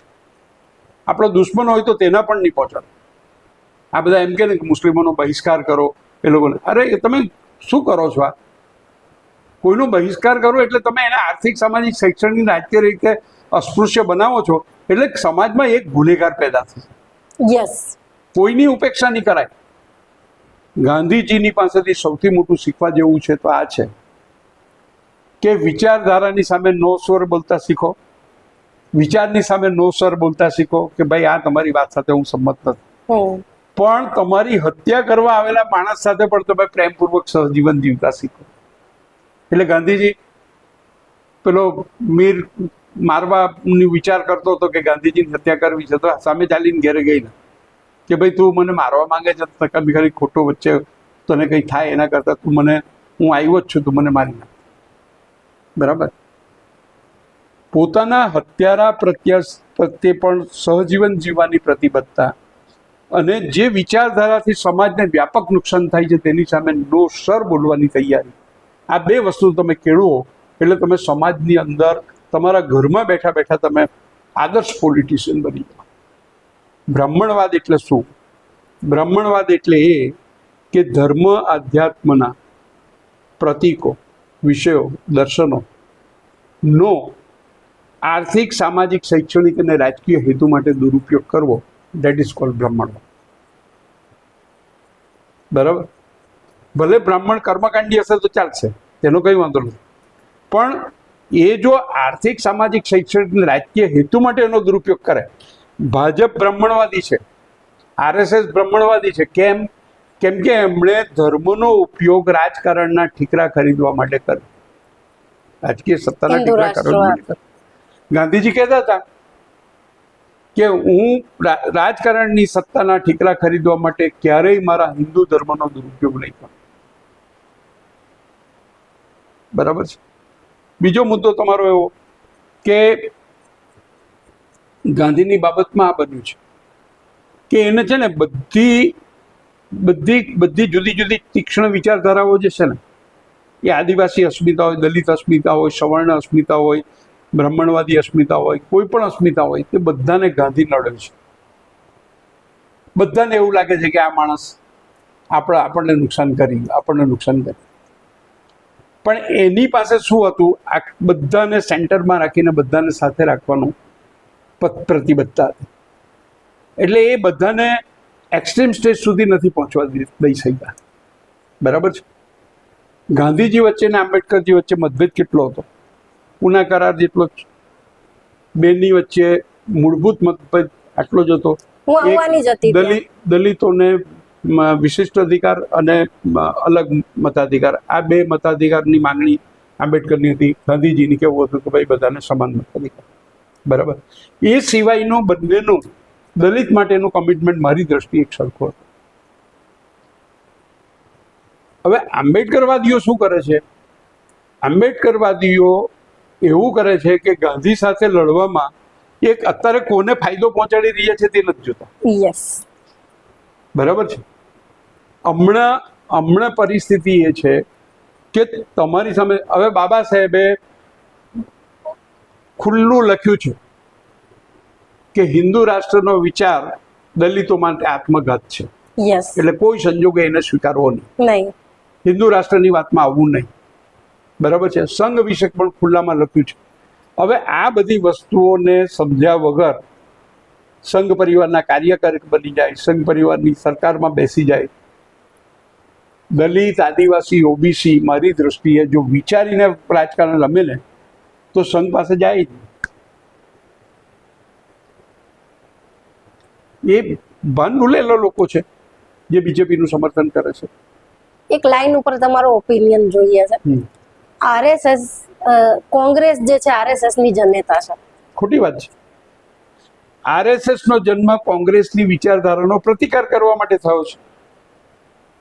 આ તો ઉપજાવી કાઢેલું છે કે આ કેટલાક દલિત મિત્રો જે છે ને, જે માયાવતીવાદી છે, આંબેડકરવાદી નહીં, માયાવતીવાદી છે ને, તેણે આવી એક પશુના એક નાગનાથ ને એક સાપનાથ વાળી વ્યાખ્યા, પછી એક છે તેમ કે આ છે તે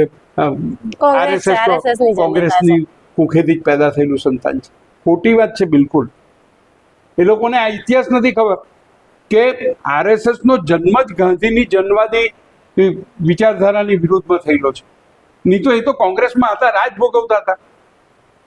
બરાબર છે. કોઈ દિવસ વિચાર આવ્યો નથી કોંગ્રેસની બહાર નીકળવાનો. પછી નીકળ્યા. કેમ? કે પેલો જનવાદી બનતો હતો. હવે આ સમજણ હતી. એવી રીતે મુસ્લિમો પણ શરૂઆતમાં જ્યારે આઝાદી પહેલા મુસ્લિમ લીગ હતી એ ગાંધીજીને હિન્દુ નેતા કહેતા હતા. બરાબર છે. ત્યારે મોહમ્મદ અલી જીણાને એ ભાન નહોતું કે ગાંધીજીનો હિન્દુઇઝમ અને RSS નો હિન્દુત્વ એ બેની વચ્ચે આસમાન જમીનનો ફરક છે નહીં, સામસામેના છેડાનો ફરક છે. પેલાનો હિન્દુ ધર્મ સર્વસમાવેશક છે, વસુધૈવ કુટુંબકમવાદી છે, જ્યારે આનું હિન્દુત્વ સંકીર્ણ છે, એ સંકીર્ણ સંકુચિત જાતિવાદી છે. અને તમે જુઓ આ લોકોની કેવી કેવી કળા છે તે જોવા જેવી છે. આ એક્સ્ટ્રીમિસ્ટ મુસ્લિમ લીગીઓ, એક્સ્ટ્રીમિસ્ટ હિન્દુત્વવાદીઓ આઝાદીના આંદોલન વખતે 3 રાજ્યોમાં પ્રાંતિક સરકાર બનાવે છે ભેગા મળી કોંગ્રેસની સામે, અને કોંગ્રેસને સત્તામાં નથી આવવા દેતા. કોણ? મુસ્લિમ લીગ અને હિન્દુ મહાસભા. બરાબર છે. આઝાદી પછી જરૂર પડી તો ત્યાં પાછા મુસ્લિમો સાથે સંબંધો ઊભા કર્યા. યસ, બરાબર છે.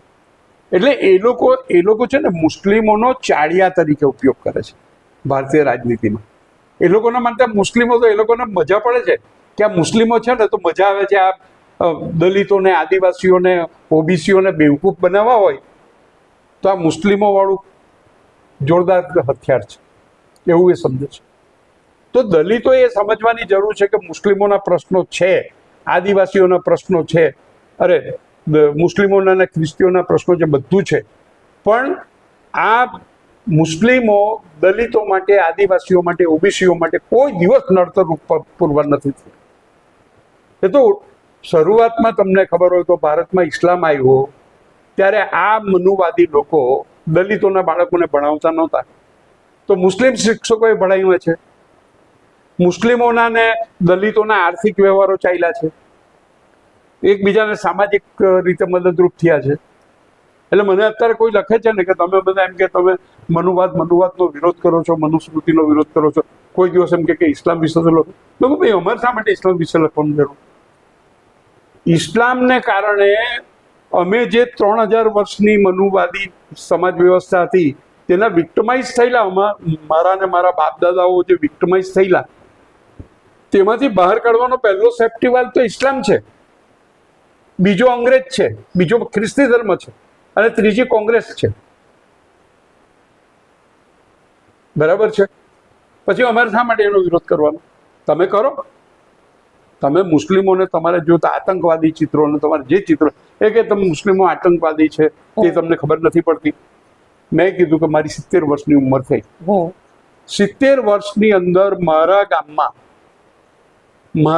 મારો કોલર એક પણ મુસ્લિમમાં પકડો નથી. મારો ક્લોઝેસ્ટ ફ્રેન્ડ મુસ્લિમ છે. મારા ગામના બધા મુસ્લિમો સાથે અમે હળી મળીને રહીએ છીએ. મારા ગામના એક ઉત્સવમાં, હિન્દુ મુસ્લિમ ઉત્સવમાં અમે ભાગીદારીપૂર્વક ઉજવીએ છીએ. બરાબર છે. પછી મારે આના માટે પૈસા છે એક હવાર થઈને બાયનોક્યુલર ચડાવવાનો અને પાકિસ્તાનમાં કાં છુપાયો છે મુસ્લિમ આતંકવાદી, અને કાશ્મીરમાં કાં છુપાયો છે, અને ભારતમાં કાં છુપાયો છે, એ ધંધો મારે કરવાનો? આંખ ફૂટી જાય મારી. હું શું કામ કરું? હું મારી આજુબાજુમાં રહેલો પેલો પ્લમ્બર આવીને મારા નળ ફિટ કરી જાય છે, મારી ગાડી આવીને મારો ડ્રાઈવર જે ચલાવી જાય છે, એને નહીં મારે ધ્યાનમાં રાખવાનું, એની વફાદારીને ધ્યાનમાં નહીં લેવાની. અને આ કાલ્પનિક બધું એ કે તમે બધી વાત કરો છો તેમ કે આ દુનિયામાં મુસ્લિમો આટલો બધો ત્રાસ ગુજારે છે તેનું શું? અરે ભાઈ 50 દેશોમાં મુસ્લિમ રાજ્ય છે, બરાબર છે. મુસ્લિમ રાષ્ટ્રવાદ 50 દેશોમાં છે, તો 50 દેશોને 50 દેશની સમસ્યા હોય કે નહીં? બિલકુલ. તેમાં આપણે શું કામ મરી જવાની જરૂર છે? આપણે આપણા ગામમાં ને આપણા સમાજમાં ને આપણા દેશમાં શું ચાલે છે તે વિચારવાની જરૂર છે. એક જણે મને એવું કીધેલું, મને કહે કે તું તારી દીકરીને એમ કે મુસ્લિમ સાથે પરણાવી દેશે. મેં કીધું મારી દીકરી જ્યારે 12મું પાસ થઈને કોલેજમાં ગયેલી ત્યારે મેં એને પહેલી છૂટ આપેલી કે તારે કોઈ પણ જાતિ, ધર્મ, દેશ, વંશના ભેદભાવ વગર તને પસંદ પડે તે છોકરા સાથે પરણવાની તને છૂટ. હવે એ નહીં પરણી તેમાં હું કરું? એને મુસ્લિમ કોઈ નહીં જામ્યું હોય. મેં કહ્યું કે તમે મને ત્યારે પ્રશ્ન પૂછો કે મેં એનો વાંધો લીધો હોય. યસ. પણ એને એનો જીવનસાથી ને હું જીવનસાથી પસંદ કરવામાં આદર્શ નથી માનતો કે ભાઈ જે તે ગાંધીજી કહેતા હતા તેમ કે તે વખતે એમણે કહ્યું કે ભાઈ એક દલિત અને એક સવર્ણ હોય તો તેના લગ્નમાં જ હું હાજરી આપીશ. હું એવું નહીં કહું. લગ્ન એ બે વ્યક્તિ વચ્ચેનો પ્રેમનો સંબંધ છે, એમાં એવું બધું કમ્પલ્સન નહીં લાવવું. બરાબર. એટલે એમાં વાત આ છે કે મુસ્લિમો આ દેશમાં 12.5% જેવા છે, તો એ લોકોની સાથે તમારે જિંદગી જીવવાની જ છે. તમારા બાળકોએ આજે ને કાલે પણ એની સાથે જીવવાનું જ છે. હવે પછી એના વચ્ચે સંવાદ સાધવાનો હોય કે તેની વચ્ચે છે તે વેમનસ્ય ફેલાવ્યા કરવાનું. હિન્દુસ્તાનના મુસ્લિમો કયો એવો રોજે રોજ આતંક સર્જે છે. રોજના આતંક સર્જવાના ધંધા કોના ચાલે છે તે તો પેપરમાં રોજ આવે છે. જુઓ તમે, કાં વ્યભિચારો કરનારા જે પકડાય છે તે કોણ છે, બળાત્કાર કરનારા છે તે કોણ છે, હોમોસેક્સ્યુઅલિટી કરનારા પકડાય છે તે કોણ છે, ફ્રોડ કરનારા પકડાય છે તે કોણ છે. ત્યાં એવું કહેશે કે એક વ્યક્તિ ખરાબ હોય એના લીધે આખા સંગઠનને પેલું ના કરી શકે. હા, તો પછી એક વ્યક્તિના લીધે આખા ધર્મને ખરાબ કહેવાય. ત્યાં બધા એ મુસલમાન સગવડિયા ખરાબ. વાત નહીં કરવાની. જે માપદંડ જે તમે વાપરતા હોય તો બધી જગ્યાએ તે માપદંડ વાપરો. વાત આ છે કે આમાં એક વસ્તુ તમે એટલું સ્પષ્ટ કર્યું, દરેક સમાજ, દરેક વ્યક્તિ એ વ્હાઇટ એન્ડ બ્લેક તાણાવાળાનો બનેલો છે. બરાબર છે? ગ્રે શેડમાં જ છે બધા. એમાં બધા ગ્રે શેડમાં છે. એમાં દરેકની કંઈક ને કંઈક કદાચ હોય. આપણે શાંતિપૂર્ણ જીવન જીવવું હોય તો આપણે શું શીખવું જોઈએ? આપણે 3 જણ અહીંયા બેઠા છે. આપણા 3 જણ વચ્ચે હાર્મની ક્રિએટ કરવી હોય તો શું કરવું જોઈએ? 3 સદગુણોનો સરવાળો કરવો જોઈએ કે 3 જણની મર્યાદાઓ અને જે નકામી વૃત્તિ છે તેનો સરવાળો કરવાનો? પોઝિટિવ વસ્તુઓને જ આપણે લેવી તમે પડશે. ગુણદર્શી બનો ને ભાઈ. ઇસ્લામમાંથી જે સારું છે તે સ્વીકારો. ઇસ્લામમાં કોઈ દિવસ કેમ તમને વિચાર નથી આવતો કે એમના ઘરડા ઘર નથી? એમનામાં કેમ સામાજિક એકતા છે? યસ, ખૂબ એ લોકોમાં કેમ બધા ગરીબો ને તવંગરો બધા સાથે ઊભા રહી શકે છે?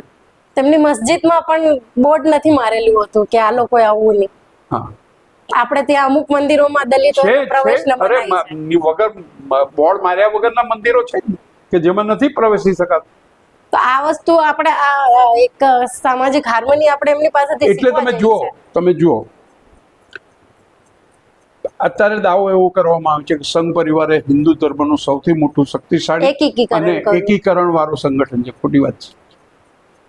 હિન્દુ ધર્મને કોઈએ જો 5000 વર્ષની ભારતીય સંસ્કૃતિમાં વ્યાપક બનાવી આપ્યો હોય અને સ્ટ્રેન્થન બનાવી આપ્યો હોય તો તે મહાત્મા ગાંધી. વ્યાપક કેવી રીતે?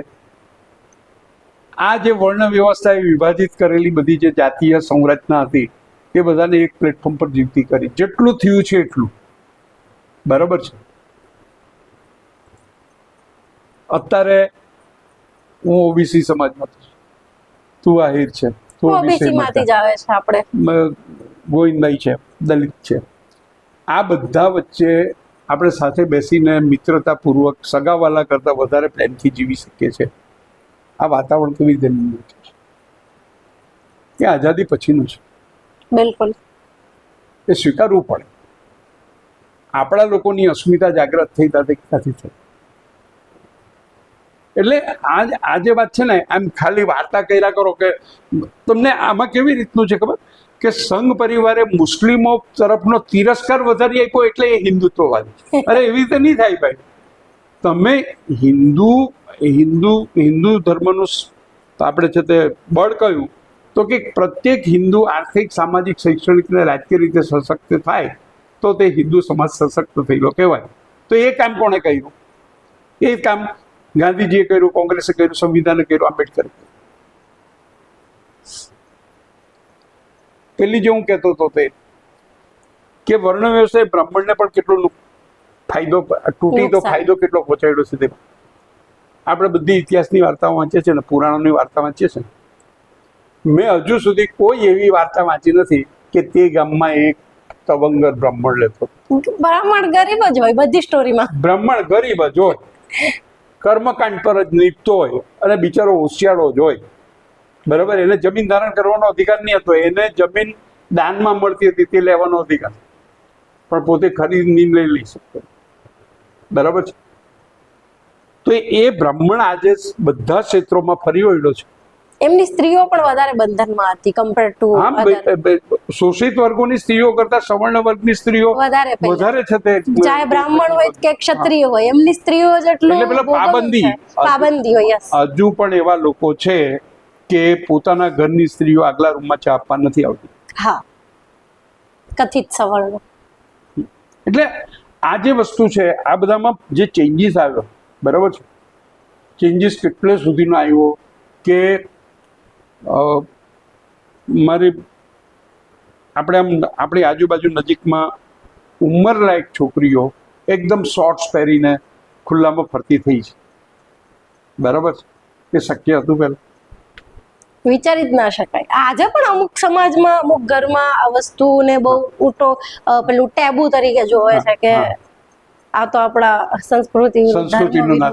કપડાં પહેરવામાં સંસ્કૃતિ એકલી, આચાર વિચારમાં નહીં.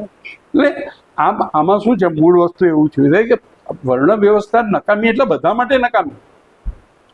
અમારે ત્યાં મારા એક એકદમ ફેમિલિયર સંબંધમાં એક ક્ષત્રિય સમાજના એણે દુકાન ખોલી હાર્ડવેરની. તો હું ત્યાં આગળ ગયો હતો, એને શુભેચ્છા સમારોહ હતો, બોલ્યો. મેં કીધું કે આ ક્ષત્રિયનો દીકરો હાર્ડવેરની દુકાન ખોલે છે ને, એ વર્ણ વ્યવસ્થા તૂટી તેનું કારણ છે. એટલે પેલા કેટલાક ક્ષત્રિયોને લાગી આવ્યું કે યાર આ તું ખોટી વાત કરે છે. મેં કીધું આ સાચી વાત છે. તમારા તો મેં કીધું કે બધા સ્ત્રીઓના વિધવા બનાવવાનો ધંધો હતો એકલો ક્ષત્રિયોનો. દેશ માટે શહીદી વોરી લેવાની, સમાજ માટે શહીદી માનસિકતા નથી ગઈ ને. ધંધો ભલે એ લોકોએ સ્વીકારી લીધો. હું તમને એક લાઈવ એક્ઝામ્પલ આપું છું, મારો અનુભવ કહું છું. મેં એક ઓટો રિક્ષામાં પાછળ પેલું બોર્ડ હવે મારે છે ને, નામ ખબર પડી જાય એટલે આપણને ખબર કે ભાઈ રિક્ષા ચાલક બ્રાહ્મણ છે. એટલે આપણે વાતમાંથી વાત નીકળી, આપણે તો પૂછીએ નહીં કોઈની જાતિ, પણ એના મોઢેથી એ બોલે जाति से तो मैडम हम ब्राह्मण है, ऐसे तो हम पे ये धंधा सूट नहीं करता. એટલે માનસિકતા આમ તે લોકોની હજી એને એમ જ છે કે વી આર સમથિંગ.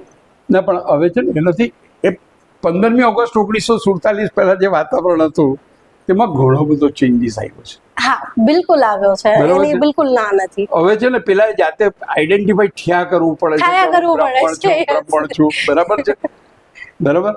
પણ હવે દાખલા તરીકે જ્યોત્સનાને કોઈ એવું પૂછવા તૈયાર નથી કે જ્યોત્સના તું ક્યાંથી આવે છે, શું છે, કેમ છે. સરસ કરે છે, સરસ બોલે છે, સરસ વાત કરે છે, બરાબર છે, આવું આવે છે. તારી સરને વાંચી પણ લઈ છે, સમજી પણ લઈ છે, પણ મગજ મારી નથી લેતા, બરાબર. એટલે નથી જ થયું એવું પણ નથી, પરિવર્તન આવ્યું છે, ઘણું કરવાનું બાકી છે, તે આપણે કરવાનું. આપણા પૂર્વસૂરીઓ કરી ગયા. અને બીજી વસ્તુ શું છે કે બીજી એક આ જે ખરેખર આ જે બધા સંઘર્ષો છે ને, માર્ક્સ, ગાંધી, આંબેડકરની વચ્ચે બધા અથડામણ જે થાય છે ને, એમાં છે ને અનુયાયીઓનો પ્રોબ્લેમ છે. યસ, અનુયાયીઓનો પ્રોબ્લેમ છે. ગાંધી એ અમારા એક ભાઈ નેત્ર યજ્ઞ કરાવવા આવેલા કીમમાં, પરદેશથી આવેલા હતા, પૈસા આપેલા એણે વાતમાં એમ કે આંબેડકર તો રબીશ હતો. માઇન્ડ વેલ, તમારી લેંગ્વેજ સંભાળો, મેં તમારા પૈસાઓમાં જ નહીં જોઈએ. તમે શું બોલો છો? તમે શું બોલો છો? મેં કીધું એ માણસને કારણે તમે ઉજળા છો. બીજાની વાત તો પછી, દલિતને ને આદિવાસીને કેટલો ફાયદો થયો ને તે તો પછી, પણ તમે અહીંયા આગળ આ દેશમાં માણસ તરીકે જીવતા થયા છે ને, તેમાં એમનો થયેલો ફાયદો છે. એટલે કહેવું પડે આપણે. હવે બીજું શું છે કે આપણને છે ને આપણી પહેલા થઈ ગયેલા જેટલા મહાપુરુષો છે ને, તેની તીક્ષ્ણતાઓ લઈને, તેના સંવાદોને એઝ ઇટ ઇઝ લઈને, ઇન્વર્ટેડ કોમમાં લઈને એકબીજાની સામે હથિયાર તરીકે વાપરવાનું બંધ કરવું. આપણે શું કરવું જોઈએ કે તેમના દર્શનમાં રહેલું જે તથ્ય છે એને સારરૂપ ગ્રહણ કરીને તેનો સમન્વય કરવા શીખવું જોઈએ. એટલે હું કાયમ બધાને કહું કે સામાજિક ન્યાયનો જે કાર્યકર બનવા માંગતો હોય તેને જો માર્ક્સ, ગાંધી ને આંબેડકરનો સમન્વય કરતા નહીં આવડતું હોય તો તેણે સામાજિક ન્યાયની વાત કરવાની માંડી વાળી. તમે કરો આ ત્રણ વચ્ચે જો તમે સમન્વય નહીં કરી શકો.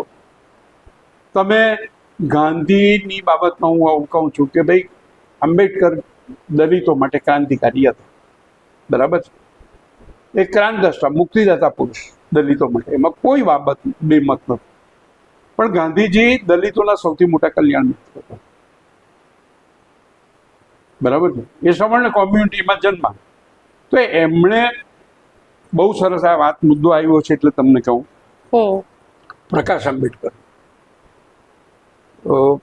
એમના પ્રપૌત્ર આંબેડકરનો, તો અમે લોકો ઉનામાં જ્યારે એ થયું ત્યારે હું, માર્ટિનભાઈ અને પ્રકાશ આંબેડકરને ચોથો ને ડ્રાઈવર હતો, અમે 4 જ જણા અમે જતા હતા રાજકોટમાં સંમેલન રાખેલું હતું. તો અમદાવાદથી રાજકોટ જતા હતા. મારી બાજુમાં પ્રકાશ આંબેડકર બેઠેલા હતા, હું આ બાજુ બેઠેલો હતો ને આગલી સીટ પર માર્ટિનભાઈ બેઠેલા હતા ને ડ્રાઈવર. રસ્તે ચાલતા ચાલતા વાત નીકળી ત્યારે એમણે એક બહુ જ જોરદાર વાત કરી. હું વારંવાર ટાંકું છું. એ એમ કહે છે કે દલિત અસ્મિતા અને દલિત ક્રાંતિની દ્રષ્ટિએ આંબેડકરને ગાંધીજીના જે મતભેદ હતા ને એ એના એક સ્થાને, પણ સૌથી મોટો ફરક એ પડ્યો છે, સૌથી મોટું ગુણાત્મક પરિવર્તન એ આવ્યું છે કે લોકમાન્ય ટિળકના હાથમાંથી આઝાદીના સૂત્રો ગાંધીના હાથમાં આવ્યા ને એ મોટી ક્રાંતિ હતી.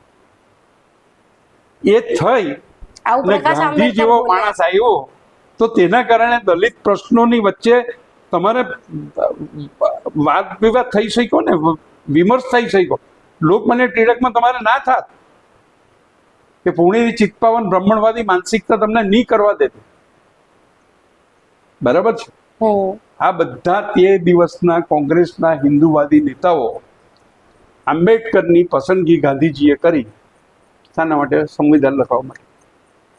એ તમને ખબર છે?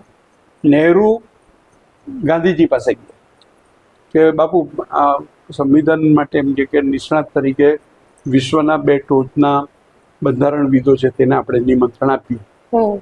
નામ પણ છે એના, હું ભૂલી ગયો છું. બાપુએ કીધું કે નહીં, એવું કરવાની કઈ જરૂર નથી. કે કેમ?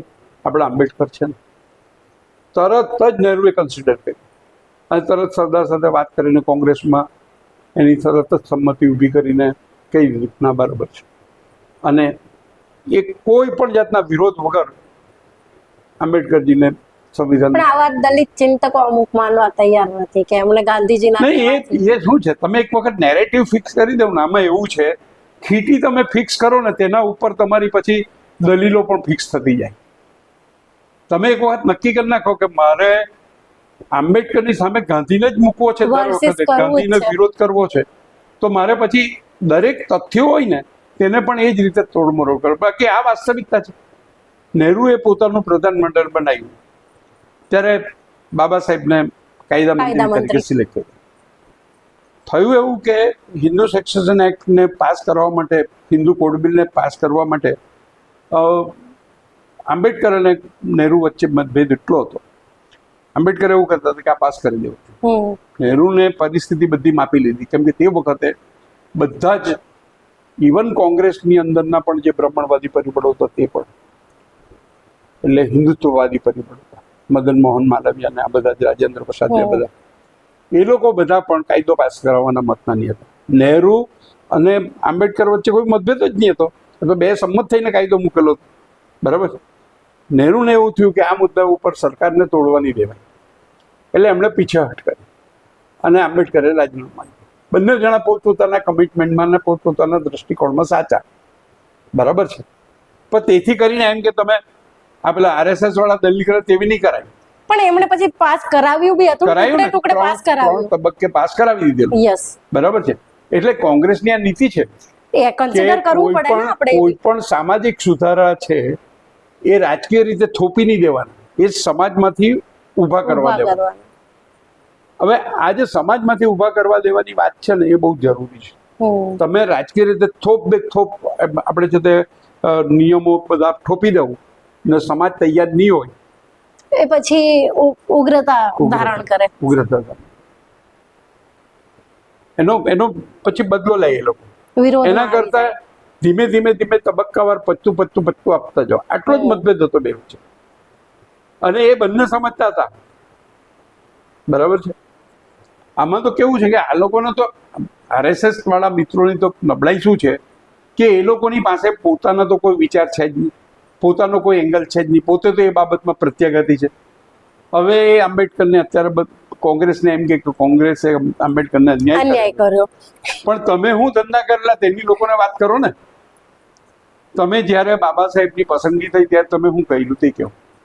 બીજું, તમે જ્યારે છે તે કાયદા મંત્રી તરીકે એમને સિલેક્ટ કર્યા ત્યારે શું કર્યું તે કહો. તમે જ્યારે હિન્દુ કોડ બિલ પાસ કર્યું તે વખત તમે આંબેડકરના પૂતળા ભેગા પાડેલા. એમણે તો સંવિધાનની પ્રત પણ સળગાવી. સંવિધાનની પ્રત પણ સળગાવી. પેલા ભાઈએ તો લખ્યું છે ગોલવલ કરે કે ભારતીય સંવિધાન મનુસ્મૃતિ આધારિત નથી માટે સ્વીકાર્ય નથી. બરાબર છે. એટલે આ જે બધી કોન્ટ્રાવર્સી છે ને, જે માઇન્યુટ છે ને, એ બધી જ્યાં સુધી નહીં સમજીએ ને, આપણા દેશનું આખું સમાજનું ચિંતન, રાષ્ટ્રનું ચિંતન, રાજકારણનું ચિંતન, ધર્મનું ચિંતન, એ બધું છે ને ક્રોનિક છે. તમે એક બાજુનો પાસું વિચારવા જાઓ તો બીજી બાજુ એનો ટેકો નીકળે, બીજી બાજુનો વિચારવા જાઓ તો ત્રીજી બાજુનો નીકળે. બિલકુલ. હવે એ બધાની વચ્ચે સમન્વય સ્થાપવા જાઓ ને ત્યારે તમારે ચારે બાજુના માર ખાવા પડે, પણ એ ખાધેલો માર તમને એકતા નિર્માણ કરી આપે. ત્યારે કોઈ ગાંધી બને. હા, ત્યારે કોઈ ગાંધી બને. કેમ કે આટલી બધી વિવિધતા ભરી, વિવિધતાની વિરોધાભાસિતા વાળી અસ્મિતાની વચ્ચે ગાંધીજીએ કામ કર્યું. બિલકુલ. આ લોકોને તો એવું છે જ નહીં. વેલ, આપણે આ વાતચીતને હવે થોડા અંત તરફ લઈ જઈએ ત્યારે મારે એક આખરી એક ઓપિનિયન જ જોઈએ છે બાબતે કે આપણે જોઈ રહ્યા છીએ કે વર્તમાનમાં ભારતીય સમાજની શું હાલત થઈ ગઈ છે. આરએસએસ કે બીજેપીએ જે કર્યું છે કે બધા જ સમાજને પોતપોતાના મહાપુરુષ થમાવી દીધા છે અને એક નેરેટિવ ઊભો કરી દીધું છે કે પટેલોને કહ્યું કે કોંગ્રેસે સરદાર પટેલને અન્યાય કર્યો છે. દલિતોને એવું સમજાવવામાં પણ એ સફળ થઈ ગયા છે કે કોંગ્રેસે બાબા સાહેબ આંબેડકરને અન્યાય કર્યો છે. એવું બધું સ્થાપિત થઈ ગયું છે અને ટુકડાઓમાં વેચાઈ ગયો છે ભારતીય સમાજ હાલ. અને શરૂઆતમાં જ આપણી વાત થઈ કે દરેક સંસ્થાઓમાં સંઘની વિચારધારાવાળા માણસોએ પ્રભુત્વ જમાવી લીધું છે.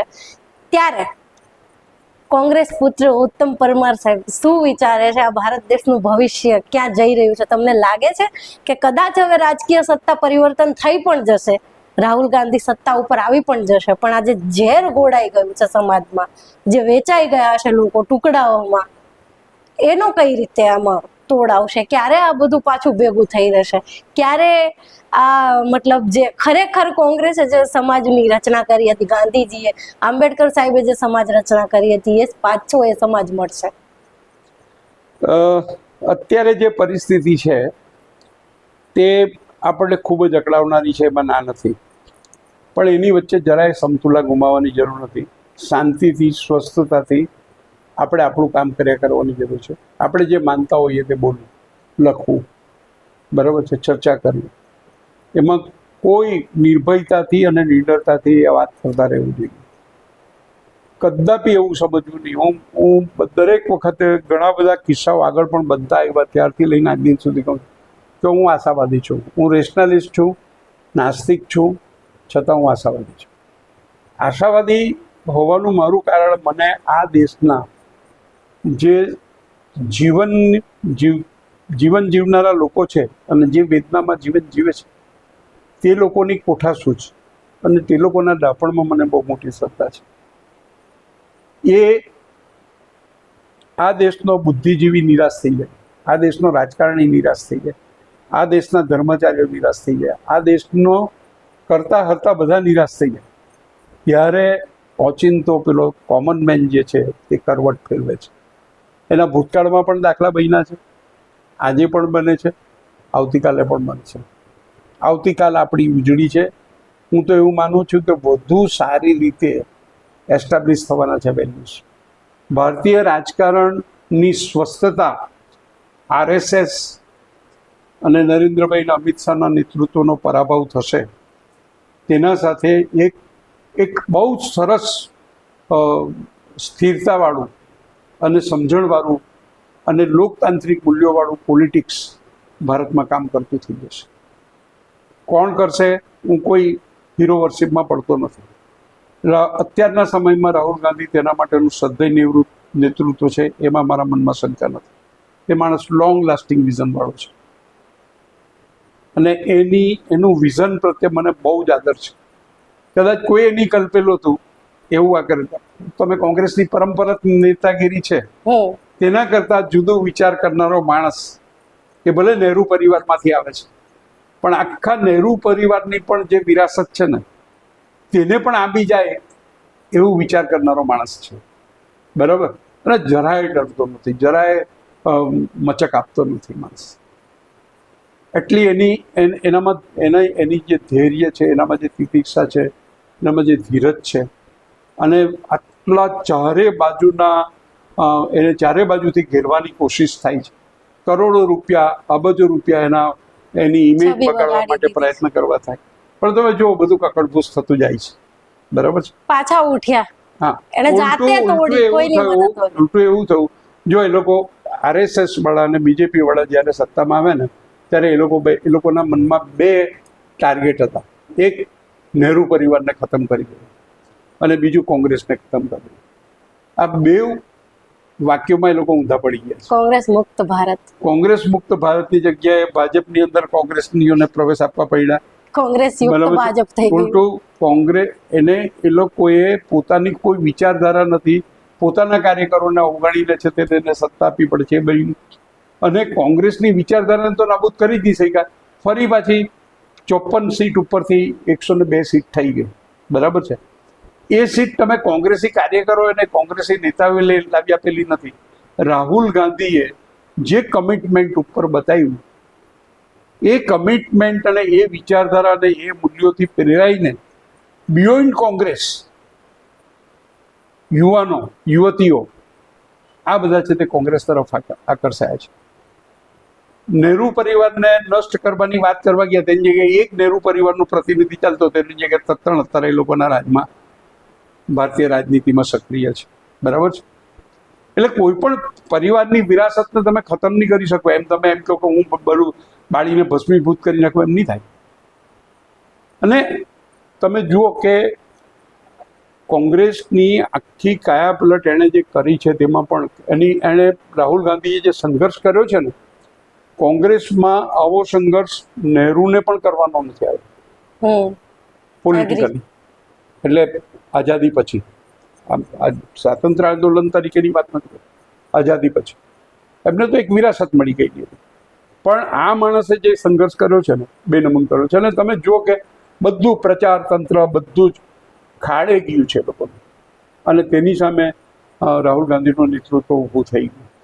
એટલે કરોડો રૂપિયા ખર્ચીને કોઈનું ચારિત્ર્ય એક્સપ્લોઇટ કરી શકાતું નથી, અને કરોડો રૂપિયા ખર્ચીને ચારિત્ર્ય નિર્માણ પણ થતું નથી. બંને સત્ય પુરવાર્તિયા છે. બરાબર છે.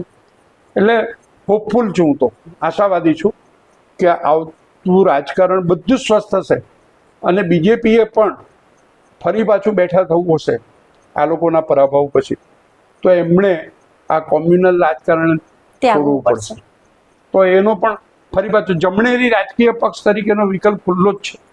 એ એને અટલ બિહારી વાજપેયી જે રીતે આપણે ભાજપને ગાંધીવાદી સમાજવાદ તરફ અભિમુખ કરવા માંગતા હતા, કે એવું કહેતા હતા કે જયપ્રકાશ નારાયણ અને મોરારજીભાઈને કારણે અમારી મધ્યમ વર્ગીય માનસિકતામાંથી અમે મુક્ત થયા છે અને અમને સત્ય સમજાવવા માંડ્યું છે. તો એ જે સત્ય સમજાવેલું હતું ને, એને આગળ વધારવાની જરૂર છે. એટલે એ જે અટલ બિહારી વાજપેયી છે, પછી છે તે જસવંતસિંહ છે, યશવંત સિન્હા છે, એ લોકો બધા જે રીતે ભાજપને શેપ આપવા માંગતા હતા, એ શેપ નરેન્દ્રભાઈ અને અમિત શાહે તોડી નાખ્યો છે. એ આખું સ્વરૂપ ભસ્મીભૂત થઈ ગયું છે. એટલે ભાજપે હવે નવેસરથી બેઠા થવું હશે તો આ બંને મિત્રોનું નેતૃત્વ ખતમ થાય પછી નવેસરથી આખું પોઝિટિવ પોલિટિક્સ, એમણે જમણેરી મૂડીવાદી ધર્મનિરપેક્ષ રાજ્યનો વિકલ્પ આપવાનો ધર્મ એમણે બજાવવાનો છે, એ બજાવવો જોઈએ. આપણે હવે આ વાતચીતના અંત તરફ જ લઈ જવાની હતી, પણ ફરી પાછો તમે એક શબ્દ પાછો વાપર્યો, મધ્યમ વર્ગીય માનસિકતા. એટલે મને થોડી જિજ્ઞાસા થાય છે કે તમે કોને મધ્યમ વર્ગીય માનસિકતા કહો છો? થોડું એ વિશે જાણો. મધ્યમ વર્ગ એટલે આપણે ત્રણેય જણા મધ્યમ વર્ગમાં છીએ. બરાબર છે. ગરીબીની રેખામાંથી આર્થિક, સામાજિક, શૈક્ષણિક રીતે સ્થિતિ સંપન્ન પરિસ્થિતિમાં પ્રવેશ કરે એ મધ્યમ વર્ગ. બરાબર છે. અને મધ્યમ વર્ગ પણ મધ્યમ વર્ગીય માનસિકતા શું છે? મધ્યમ વર્ગ તો આદર્શ છે કે થવો જ જોઈએ, ગરીબો મધ્યમ વર્ગમાં પ્રવેશવા જ જોઈએ. તો એ તો આપણો આદર્શ છે, સમાજને મધ્યમ વર્ગમાં પ્રવેશ કરાવડાવો. પણ મધ્યમ વર્ગીય માનસિકતા વગરનો મધ્યમ વર્ગ પેદા થવો જોઈએ. મધ્યમ વર્ગીય માનસિકતા એટલે શું? કે જે ગરીબીની યાતના ભોગવે છે અને ધીરુભાઈ અંબાણી બનવાના સપના જોવે છે, તે મધ્યમ વર્ગીય માનસિકતા. મધ્યમ વર્ગીય માનસિકતા એટલે એ કે જે ગરીબીમાંથી મધ્યમ વર્ગમાં પ્રવેશે છે પણ ગરીબોને છોડી દે છે અને માલે તુજાર લોકોને પોતાના મિત્રો અને પોતાના સગા સંબંધી બનાવી દઈને કે તેમની તૈનાતમાં કે તેમના જી હજુરીયાપણામાં પ્રવેશી જાય છે, એ મધ્યમ વર્ગ બનાવે છે. મતલબ એવું કહી શકાય કે જે માલે તુજારો મધ્યમ વર્ગ સાથે કરે છે, મધ્યમ વર્ગો ગરીબ સાથે કરે છે. એટલે માલે તુજાર વર્ગો તો સ્થાપિત લોકોની તો વાત જ નથી, પણ મધ્યમ વર્ગે શું, મધ્યમ વર્ગની જવાબદારી શું છે? દાખલા તરીકે આપણે બધા સામાજિક ન્યાયની ક્રાંતિના ફળ ખાઈને, આઝાદીની ક્રાંતિના ફળ ખાઈને આપણે બધા મધ્યમ વર્ગમાં પ્રવેશ્યા. બિલકુલ બરાબર છે. આપણા બધાના મા બાપની હાલત એવી હતી કે કાં તો અસ્પૃશ્યતાના ભોગ બનતા હતા, કાં તો ગરીબીના ભોગ બનતા હતા, કાં તો અપમાનના ભોગ બનતા હતા, કાં તો વેઠ પ્રથાના ભોગ બનતા હતા. બરાબર છે. તો આ બધી વસ્તુ આપણે અનુભવતા હતા.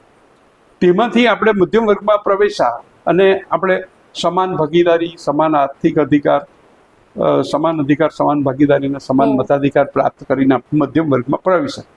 આપણો ધર્મ હવે શું હોવો જોઈએ? તો કે જે પાછળ રહી ગયેલા છે તેને અપલિફ્ટ કરવા જોઈએ. આપણે કરીએ છીએ શું? પાછળ રહી ગયેલા એવું કહીએ છીએ કે તમે તમારા કારણે દુઃખી રહી ગયા. જો અમે લોકો જાતે આવી ગયા કે નહીં આગળ, અમે જાતે આવી ગયા કે નહીં આગળ, એવી રીતે તમે પણ આવો. એટલે એમના પ્રત્યે દુર્લક્ષણ્ય છે, એમને છે તે આપણે સરસુડીએ છીએ. એટલે હું કાયમ અમારે આદિવાસી મુવમેન્ટમાં હું જાઉં ને તો ત્યાં આગળ કહું કે ભાઈ જો તમે આ ગોલ્ડન કેરિડોર, હું આવું છું ગોલ્ડન કેરિડોર પટ્ટીમાંથી, એટલે કિમથી લઈને હું માંડવી જાઉં, માંડવીના જંગલોમાં, તો એવું કહું કે માંડવી આરણ્યક પટ્ટી છે, તો તમારો જ માંડવીનું સેન્ટર છોડી દો, આજુબાજુના ગામમાં જુઓ એટલે ઝાંખા દેખાય. બરાબર. અમારું કીમ અને કીમની આજુબાજુનો વિસ્તાર જોયો તો બધો સ્થિતિ સંપન્ન દેખાય. તો મેં કીધું કે આ અમારો વિકાસ છે ને તમારા શોષણ પર આધારિત છે, તમારું લોહી પીને અમે તગડા બનેલા છે. પણ બીજી વાત તમને કહી દઉં છું કે તમારી ખરાબ પરિસ્થિતિ માટે જેટલા અમે લોકો ગોલ્ડન કોરિડોર પટ્ટીમાં રહેનારા લોકોને શોષણ કરનારા લોકો જવાબદાર છે, એટલા જ જવાબદાર તમારામાંથી જે સુખી થઈને બહાર નીકળ્યા, અમારે ત્યાં બધા ઘૂસી ગયા છે ને ભળી ગયા છે ને મારી સાથે, તે પણ એટલા જવાબદાર છે, કારણ કે તે પાછળ જોતા જ નથી. હકીકતમાં જો મિડલ ક્લાસ એ જો સામાજિક ન્યાયનો પક્ષધર બની જાય ને તો સાહેબ સામાજિક ન્યાય હાંસલ થઈ જાય, આર્થિક ન્યાય હાંસલ થઈ જાય, અને આ બધા પ્રશ્નો જે નોનસેન્સ પ્રશ્નો લઈને જ આપણે ચાલવું પડે છે, ચાલવાના જ નહીં આવે. કેટલો મોટો મિડલ ક્લાસ પ્રવેશો છે. એટલે હવે હમણાં પ્રોફેસર રતનલાલ કહે છે કે ભાઈ આપણે છે ને તે બધાએ સાપનાથ નાગનાથની વાત કર્યા કરી અને છે તે કોંગ્રેસને ગાળો દીધા કરી કે કોંગ્રેસ માંથી RSS પેદા થયું છે. ના છે કોઈ દિવસ વાસ્તવિક અભ્યાસ કરવાનો પ્રયત્ન કર્યો છે ખરો? આપણે આ વ્હાઇટ કોલર વાળા થયા, હું પ્રોફેસર થયો કે હું છે તે જે કંઈ બન્યો, એ કોંગ્રેસે જે કાયદા કર્યા, અનામતના અધિકારો જે આપ્યા, બંધારણમાં તો લખાઈ ગયું, બાબા સાહેબ તો બંધારણ લખીને ચાલ્યા ગયા, પણ એમને ગયા પછી ઇમ્પ્લિમેન્ટેશન થયું. બરાબર છે. અને જગજીવન રામને પંડિત નહેરુએ કર્યું, તો તેનો ગ્રેસ માનવાનો કે નહીં? એટલે આપણે શું કરીએ છીએ કે અધિકાર જ્યાંથી પ્રાપ્ત કરી છે જેનાથી આપણે પોસાઈએ છીએ ને, આ એક હ્યુમન સાયકોલોજી છે ખરાબમાં ખરાબ, કે જેનાથી આપણે પોસાઈએ છીએ ને તેને આપણે ભૂલી જઈએ છીએ. જે વિચારધારાથી પોસાય છે, જે મહાપુરુષથી પોસાઈએ છે, એને સાઈડ કરી. હવે ઓબીસી કોમ્યુનિટીમાં અમે લોકો છીએ, મારા સમાજવાળાને જો હું એમ કહું કે આંબેડકર આપણા ઉદ્ધારક છે, માનવા જ તૈયાર નહીં માને. ફોટો એ તો દલિતોના અલ્લા ભાઈ, એણે જે વેલ્યુઝ એસ્ટાબ્લિશ કરી સંવિધાનમાં તેના કારણે તું આજે ઉજળો થયો છે. આવું તું તારા અહીર સમાજમાં કહેવા જાય તો તે દંડો લઈને મારવા દોડે. એ તો ત્યાં એ જ વાત આવીને ઊભી જાય કે એ તો દલિતોના છે અને છે. હવે પણ ઠીક છે, તમે જો લાસ્ટમાં વાત કરી, જે આશાવાદ બતાવ્યો, એ ખરેખર એક કહેવાય ને કે ઘોર અંધકારમાં એક ના, એટલે એ છે ને આમ પેલો ગુડી દીવા સ્વપ્ન નથી, પણ મારી બહુ પહેલેથી એવી છે કે માનવ જાતમાં જે પરિવર્તનો આવે છે ને એના અપ્સ એન્ડ ડાઉન આવે છે. જો હું આ છેલ્લી એક વાત કહું, એ જે મારા મગજમાં અત્યારે આવે છે, મહર્ષિ અરવિંદે વિકાસની બહુ સરસ વ્યાખ્યા આપી છે. હમ. એ એમ કે છે કે વિકાસ છે ને એ આમ ઉર્ધ્વ ગતિમાં નથી થતો, પણ એ Right. કર્ણમાં થાય છે. આ કર્ણ પર થાય છે. આમ ત્રિકોણની 3 બાજુ હોય ને તો તેમાં આ કર્ણ ખરું ને એટલે આમ આડી રેખા આમ ઉપર ને ઉપર વધતી જાય. પણ થાય કેવું કે આ આડી ઉપર વક્રાકાર ગતિએ વિકાસ ફરતો હોય છે. એટલે અહીંયાથી આમ સ્ટાર્ટ થાય તો આમ થઈને આમ થઈને આમ થઈને આમ થઈને આમ આગળ વધતો જતો હોય છે. એટલે જ્યારે ઉપર જાય ને ત્યારે આપણને એવું લાગે કે પ્રગતિશીલ સમાજ યોગ્ય દિશામાં ચાલે છે. એ જ સમાજ પાછો થોડાક વખતમાં રહીને અધોગતિ પામે છે. ફરી પાછો અહીંયાથી ચાલે તો પાછો ઉપર જાય છે, પાછો અધોગતિ પામે છે. એટલે આપણને છે ને ગાંધીજીએ જે એક ડાયનેમિક ચેન્જ લાવી આપ્યો ને, આપણે લાયક જ નહોતા. આપણે તો વર્ણ વ્યવસ્થામાં વિભાજિત થઈને એકબીજાના માથા તોડનારી પ્રજા હતા. એનામાં સહજીવન જીવવાની જે એક પોસિબિલિટી નિર્માણ કરી એમણે બધું કરી દીધું એમ નહીં, પણ એ રસ્તો જે ખોલ્યો ને, લોકોને કામ કરતા કર્યા ને. આજે દાખલા તરીકે મિત્તલ પટેલ છે કે વિચલિત જાતિની વચ્ચે એક અણબીની દીકરી છે, બરાબર? યસ. અને એ વિચલિત જાતિના ખૂબ સરસ કામ લોકોની વચ્ચે કામ કરવા જાય છે, બરાબર છે?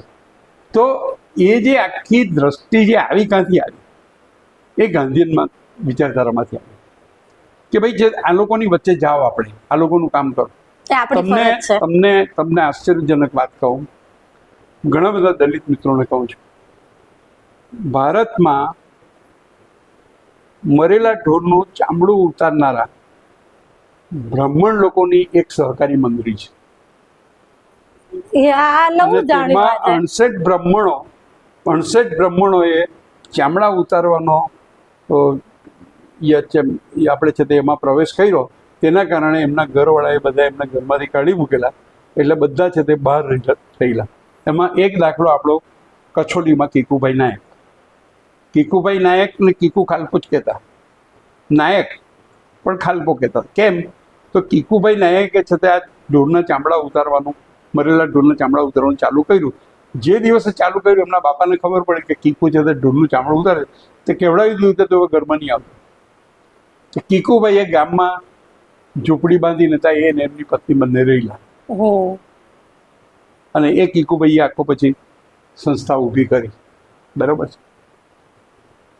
હવે આ જે વસ્તુ છે ને, સમાજને ગરીબો અભિમુખ કરવા, દલિતો અભિમુખ કરવા, આદિવાસી અભિમુખ કરવા, બરાબર છે, શ્રમિકો મહિલાઓ અભિમુખ કરવા. દાખલા તરીકે મારામાં સ્ત્રી દાક્ષિણાય આવ્યું, તો આ બધું વાણી વિચાર કરતા કરતા ને બધા એ પાત્રોમાં બધા સાથે કોંગ્રેસના પાત્રો ને આ બધા કોંગ્રેસી બહેનોના જે કામો છે ને આ બધું જોઈને આપણે થાય કે ના આ બધું કરાય, આ બધું કરાય. મારા પ્રિન્સિપલ હતા પ્રતાપસિંહ હિંમતસિંહ ગોહિલ. મેં કીધું ને કે મને સામાજિક ન્યાયની દીક્ષા આપનાર મારા બ્રાહ્મણ ક્ષત્રિય વૈશ્ય ગુરુઓ છે. તે એક ક્ષત્રિય એ માણસ એસેમ્બલીમાં અમને એવું કહેતા કે જેને શોષણ કરવાની ટેવ પડી હોય ને તેના માથા બદલી નહીં શકાય, એના માથા વાળી કાઢવા પડે. અરે પ્રાર્થનાની એસેમ્બલીમાં હું 9મા ધોરણમાં ભણું અને ગુસ્સા કરીને આમ લાલ ટટાકા આંખમાં લોહી ધસી આવે. આ બધા જેને શોષણ કરવાની ટેવ પડેલી છે એ એમને નહીં શોષણ છોડે, એના ડોકા વાળી કાઢવા પડે. એ માણસ એમ કે આ છોટું વસાવા છે ને એ આદિવાસી સ્ત્રીના કુખે પેદા થયેલું સંતાન નથી, એ અમારા જમીનદાર લોકોની શોષણની કુખે પેદા થયેલું સંતાન છે. મને છોટુભાઈ સાથેની મૈત્રી તરફ લઈ જવામાં આ સેન્ટેન્સ કામ કરી ગયું. હવે હું કેવી રીતે એમ કહું કે ભાઈ જે દરબાર છે તે બધાને માઇનસ જ કરી દેવાના, જે બ્રાહ્મણ છે તેના બધાને માઇનસ જ કરી નાખવાના.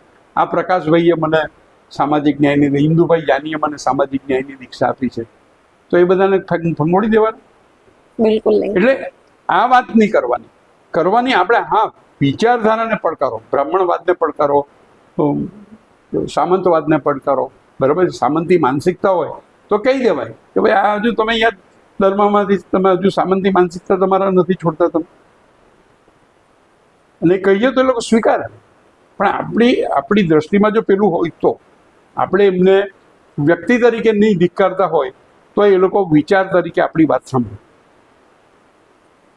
એટલે આ બધી વસ્તુઓ આપણે સમાજમાં જે પરિવર્તન આવી રહ્યું છે તેને ઓળખવા માટે બહુ જ સમજ પ્રાપ્ત કરવાની જરૂર છે. એટલે હું ઘણી વખત એવું કહું કે આપણે કોઈ પણ પ્રકારની લોકસેવા નહીં કરીએ ને તો ચાલશે, પણ આપણા ઘરમાં આપણા હિંચકા પર બેસીએ ને ત્યાં આપણું મગજ સાફ રાખીને, આપણા વિચારો સાફ રાખીને જો ચાલીએ ને તો આપણે ઘરની બહાર જ્યારે પગ મૂકીએ ને ત્યારે આપણા વાણી, વર્તન, આપણું એટીટ્યુડ બધું વ્યવસ્થિત રહે.